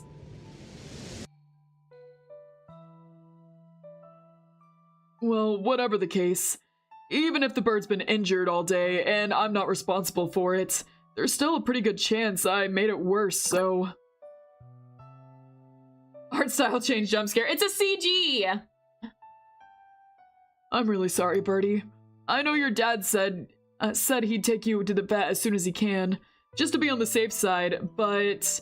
Oh hey, Bixus! Just to be on the safe side, but of course, depending on the situation of our investigation, he might not actually be able to. Which is why I hereby promise you the following. I see a great evil! What great evil? What is it? We need the help of Meowgazord! I agree. Meowgazord can save us. I must find Meowgazord, but he can save us. Alright, I know he's here. Around all the dash buns. Nope, that's redacted. Hold on. He's here somewhere. I can pull him. Here? Yeah! I got him. First try. Definitely first try. Everyone say it was a first try. Alright. Oh, Klepek's name got translated into guys. Angie, are you using window capture? Maybe. I might be. There's a possibility. Hi, Vixus! Welcome in! How goes you, Angie? I'm doing well. How about you guys? I hope all of you are doing well. A lot of Rinpai games require you use Windows capture. Eats popcorn. Hi, Cyber! Hi, chat. It didn't appear. It seems to be every other message that comes in. So, maybe I'm safe? I don't know. Oh, man. Did you tattle on me? Klepek, was this you? You are clown. Those are my bets. Tattling on me for Windows. Oh, I got... Alright, hold on. Let me open up chat. Alright. What are you trying to say, Klepek? Alright. I got a couple from you. I love the angry chillet. Oh my god, I love the angry chillet. That all Klepek. Yes, I knew it was Klepek. I knew it was Klepek. It's either you or Klepek. I knew it was Klepek. All my bets are on Klepek. I'm sorry, Clown. I'm sorry to ever accuse you. They're all reverse tattling on Klepek. I freaking knew it.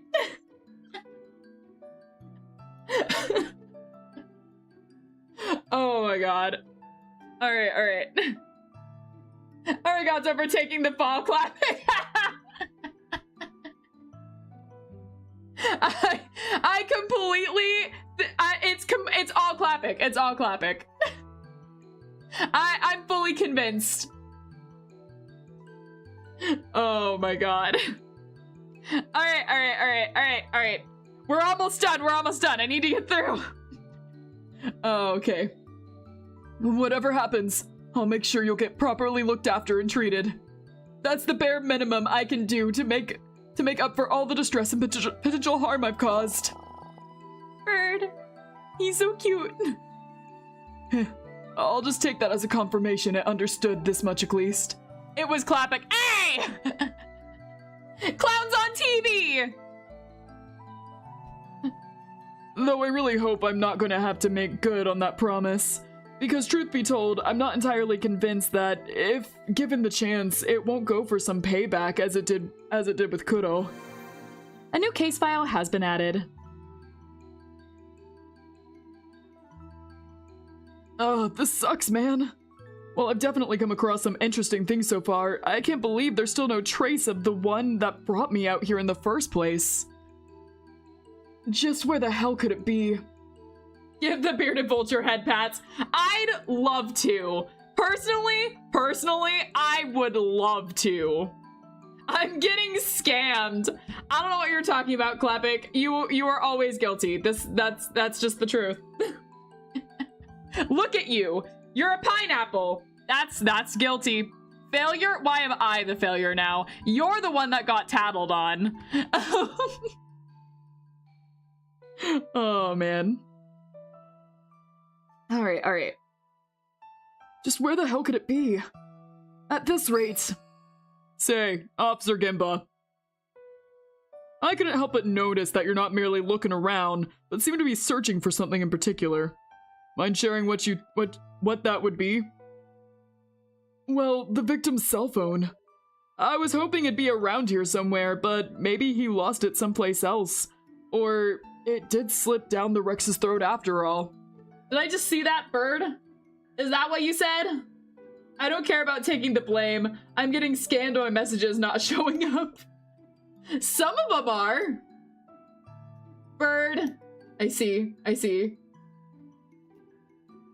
Some messages are showing up, some aren't. It's kind of all over the place. Oh. I can't really tell whose message is going to show up or not. It keeps going kind of like off and on with it.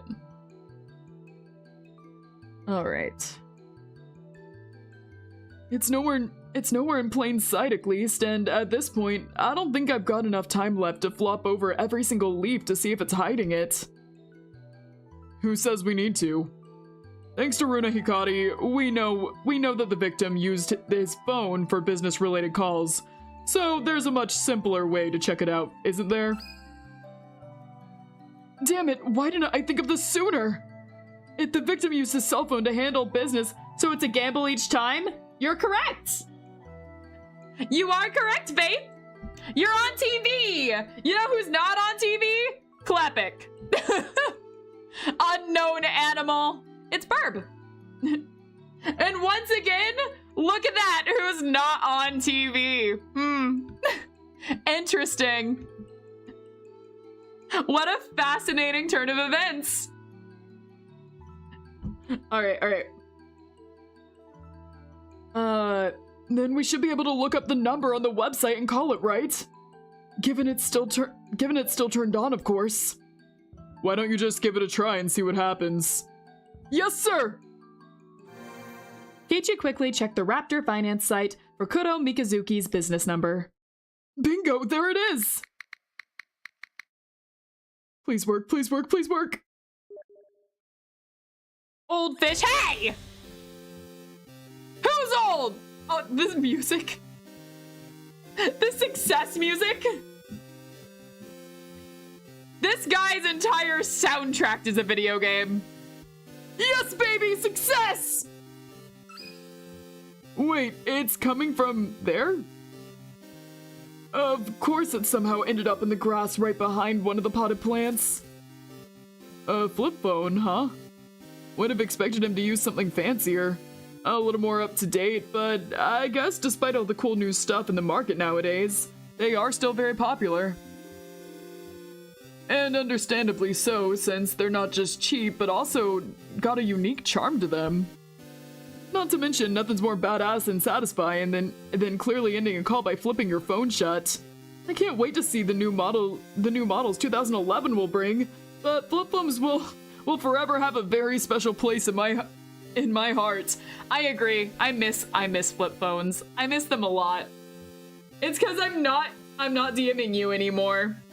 Well, why not? Is there someone else you're DMing? What's up with this? Are you listening? What? I asked if there's some sort of problem with the phone, or why do you not have... I can't...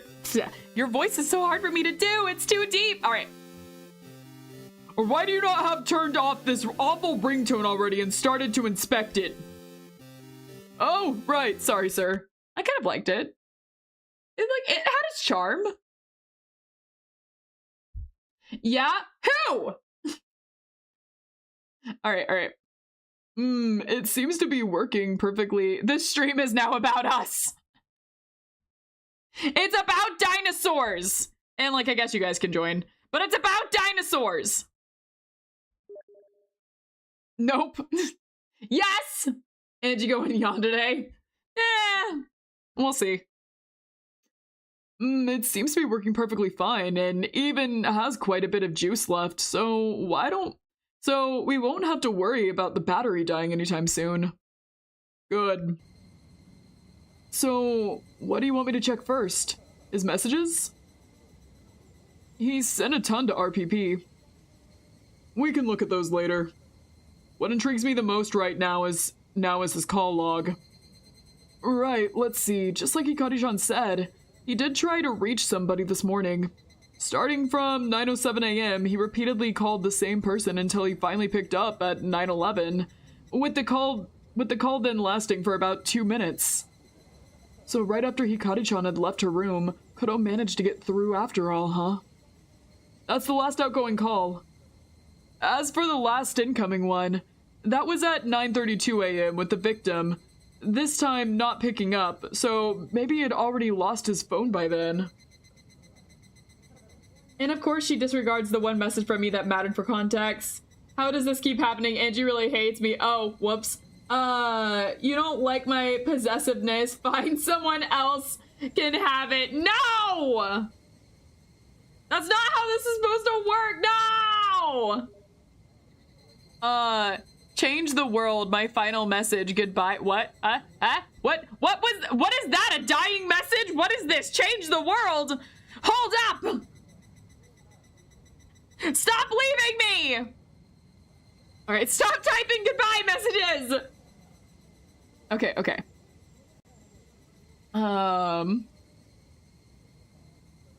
Alright. Either way, the number is the same he called before. It's registered under the name, Bichada? Bichida?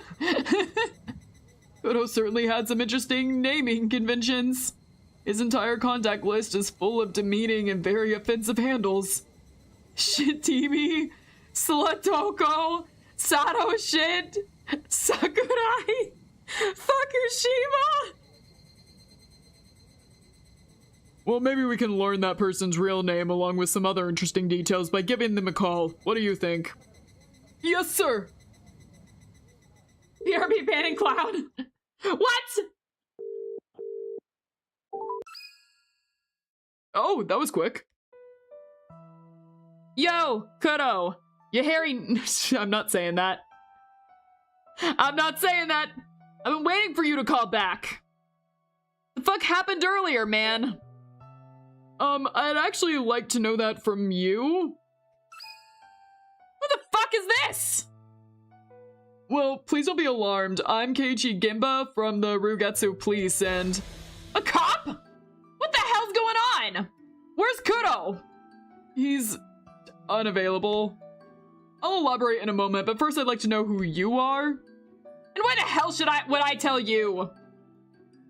Well, I was gonna stop, but this is now the only way I can talk. What do you mean it's the only way you can talk? Did you actually get banned? Clapic! Yeah. Oh my god.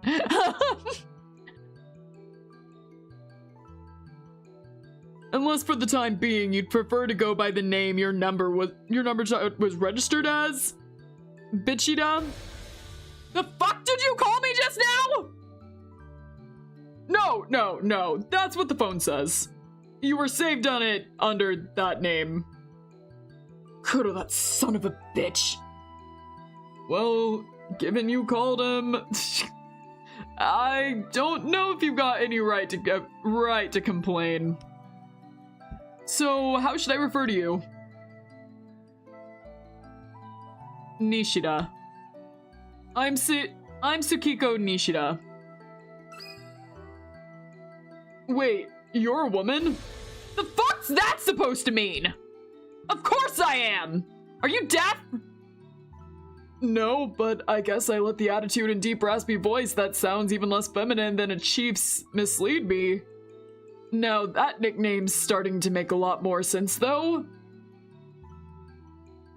Well then, Nishida-san, would you please tell me a bit more about you, like what you do and First, I want to know what the fuck happened to Kuro. Was he busted again? Depends on your definition of busted. He was certainly busted open by a dino. Anyways. He's dead. What the hell? You kidding, right? I'm afraid not. We're currently investigating his death and noticed that you're the last person he called today. As such, we were curious as to what you were talking about, and if he perhaps mentioned anything that could shed some light on his untimely fate. Wait, how the fuck did he even go out? Did somebody finally clip him? I think I already gave you quite a few details. I still got your only. What's that? Well, I still only got your name. I'm permabanned? No, you're not. You're right here. No, no, no, no, no, no, no, no. So before I tell you anything else, I'd like you to answer some of my questions first, alright? Alright. But let me preface this by starting. I just work here and nothing we do is illegal, okay? We're off to a good start. I'm working for Coyotes Destructions. We're a demolition company. Huh, that's a familiar name. So, someone else tied to good old Dakuganrus, eh?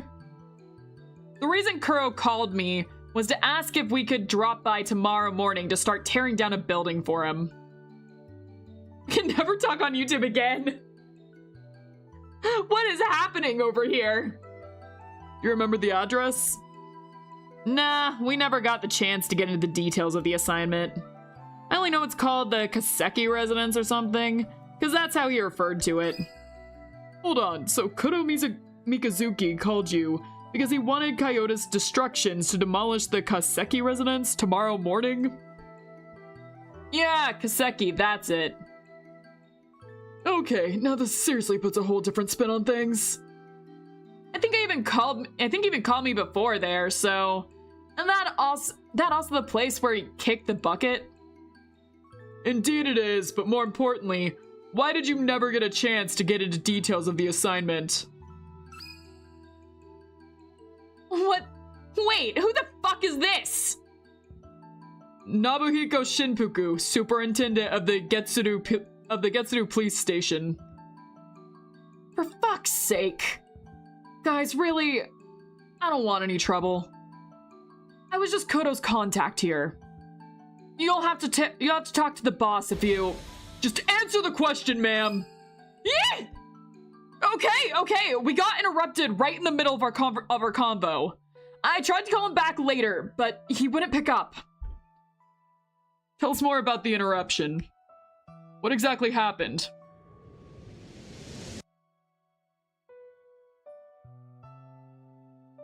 I don't fucking care. I want you to fucking do it first thing tomorrow morning. For fuck's sake, Kuro. I gotta talk to the boss first. Also, you gotta give me more details. And what the hell's wrong anyway? Like, why are you in such a hurry? None of your business. Just get me a boss on the phone, you whiny bitch ass who... That went well. I honestly don't know what happened. One moment he was insulting me, the next he got abruptly cut off. All I could hear was this loud, weird noise. I can't really describe. I figured he had probably tripped and fallen, or maybe just dropped his phone or something.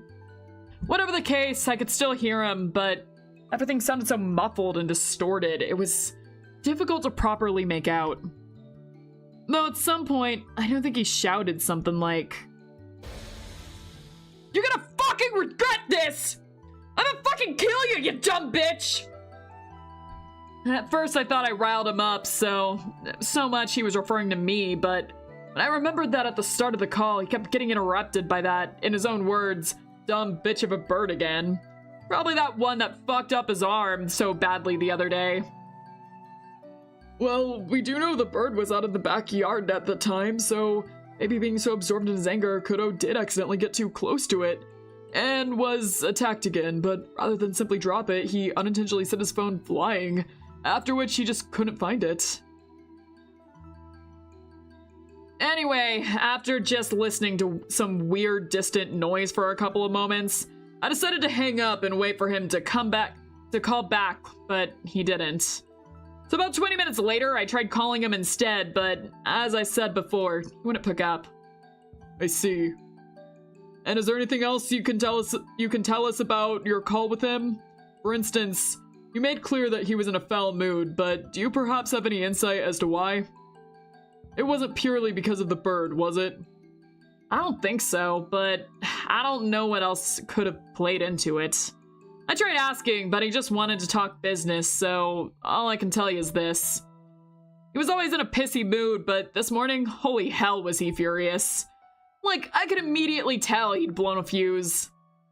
I mean, we've often demolished buildings for him, but usually those things are planned way in advance. This was the first time he demanded we show up the very next day. So, just based on that, something must have pissed him off real bad. And aside from his level of anger, was there anything else that seemed off about him, particularly about the way he talked? Well, he did sound like his nose was stuffed or something.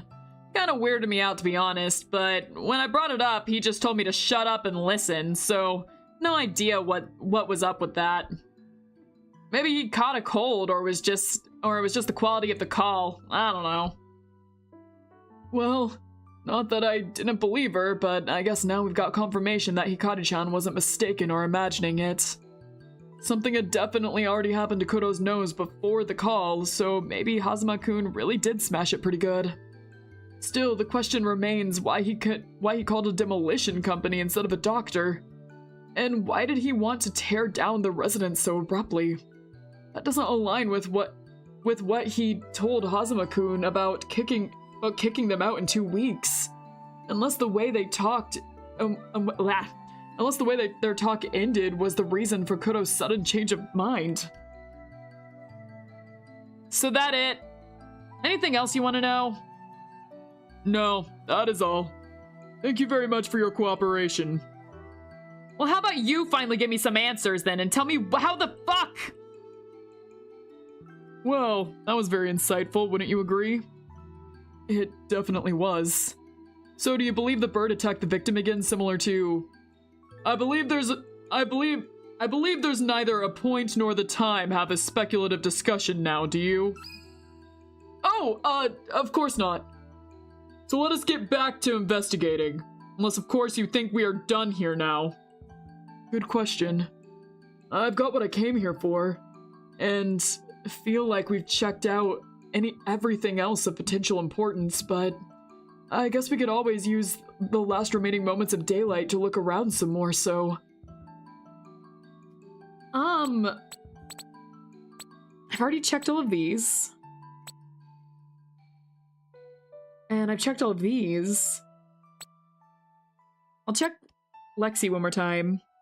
We may have started out on the wrong foot or Talon, but I sincerely hope it's fine. No matter how scary or ugly they are, I just can't stand to see animals suffer.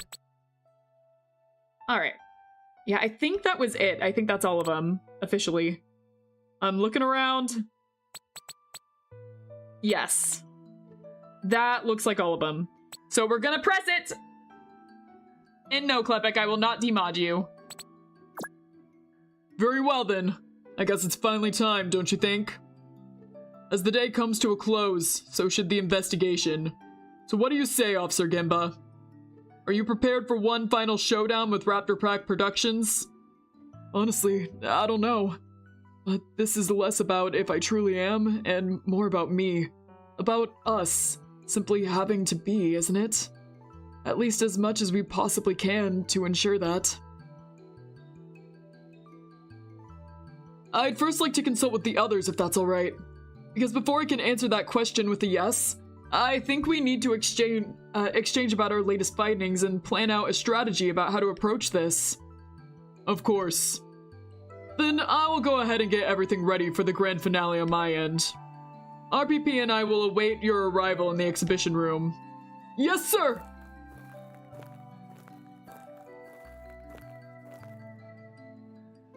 Oh boy, my heart's already back at cranking up the beats. But I can't afford to get all panicky again. let alone have my self-doubt regain control and handicap the shit out of me. Especially not when we're about to enter the final phase of this case. No, I gotta stay calm, collected, and relaxed. And why shouldn't I? I'm not alone in this. I've got a team to support me, and like I've told them, I'm sure that together we'll succeed. So let's meet up one last time and lay out our plan of attack. Once I've typed down what we learned from that case, of course. Can't forget about that. A new case file has been added. I got an achievement. All right.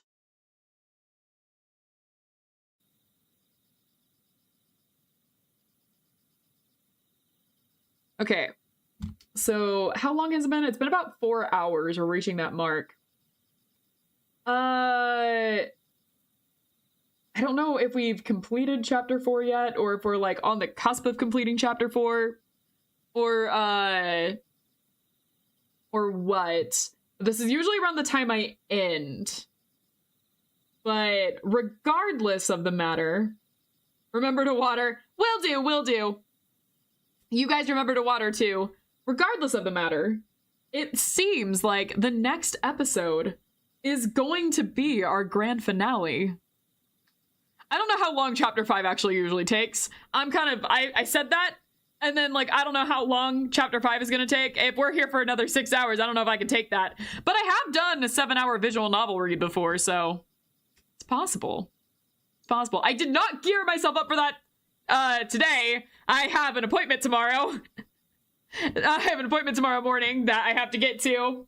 So I don't think I can do a 7-hour, 70-hour, 700-year. I don't know if I can do that.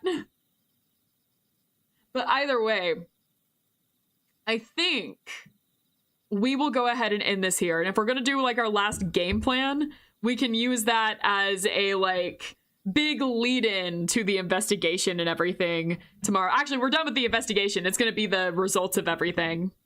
So I think we're going to have to save this for next week when we have our GENBA finale.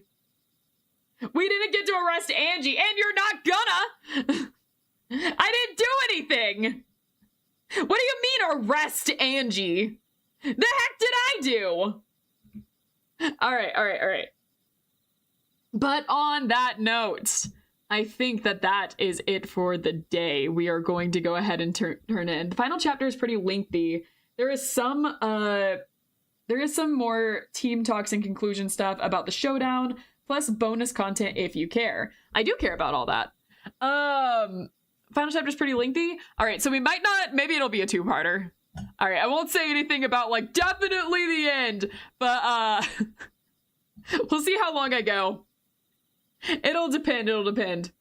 But for now, we are going to go ahead and end this episode here. This was a really good episode. There was a lot of good stuff here. It was a lot more investigation this time around. So we did get a lot more information. I think a lot of this is really piecing together now. I kind of have an idea of how I think this went down, but I kind of want to reread some stuff before I'm fully sure on that. But I think I have more of an idea of how this happened, because we have the feathers up there. We have like the rope thing. The bird, as I didn't comment on it there, but the bird is injured, and we think that it was actually injured beforehand, possibly before they even got there. So there might be a good chance that like they did use the bird to like pull his body or something over the edge so he falls into the T-Rex's mouth. I think I had said something like that like way earlier as like a theory, but now I'm kind of like so like I think that's a possibility. Man, there's just, I have a lot to think about with this. There is a lot I kind of want to come together and talk about. I plan on really, I'm going to try and read up on all the clues before going into the next one, and then come back to you guys, fully share my theory as we go into like chapter 5 and everything. But I think I kind of have my theory set out on what I think happened. I might be wrong on a couple of details, but we'll see. Anyways, on that note, thank you guys so much for joining me. This was a lot of fun. I really enjoy these streams. Hopefully we can start doing book club weekly again because, as mentioned before, I really love visual novels. They were kind of like my first intro into gaming, was like reading a bunch of visual novels on my phone. Actually, before even that, I read like visual novel flash games. And I love sharing visual novels with you guys. So on that note, I will leave you guys here. Thank you so much for watching. If you like this video, please like and subscribe. YouTube's been a pain recently. I don't think any of us know what the algorithm is doing anymore. But if you could like, it certainly helps. And if you could subscribe, that helps more. But either way, thank you for watching me, and I'll appreciate you guys either way just for being here. And on that note, I hope you guys have a good night, good day, or whatever time it is for you guys. I hope you have a good one. And I will see all of you in the next one. Goodbye! Love you lots.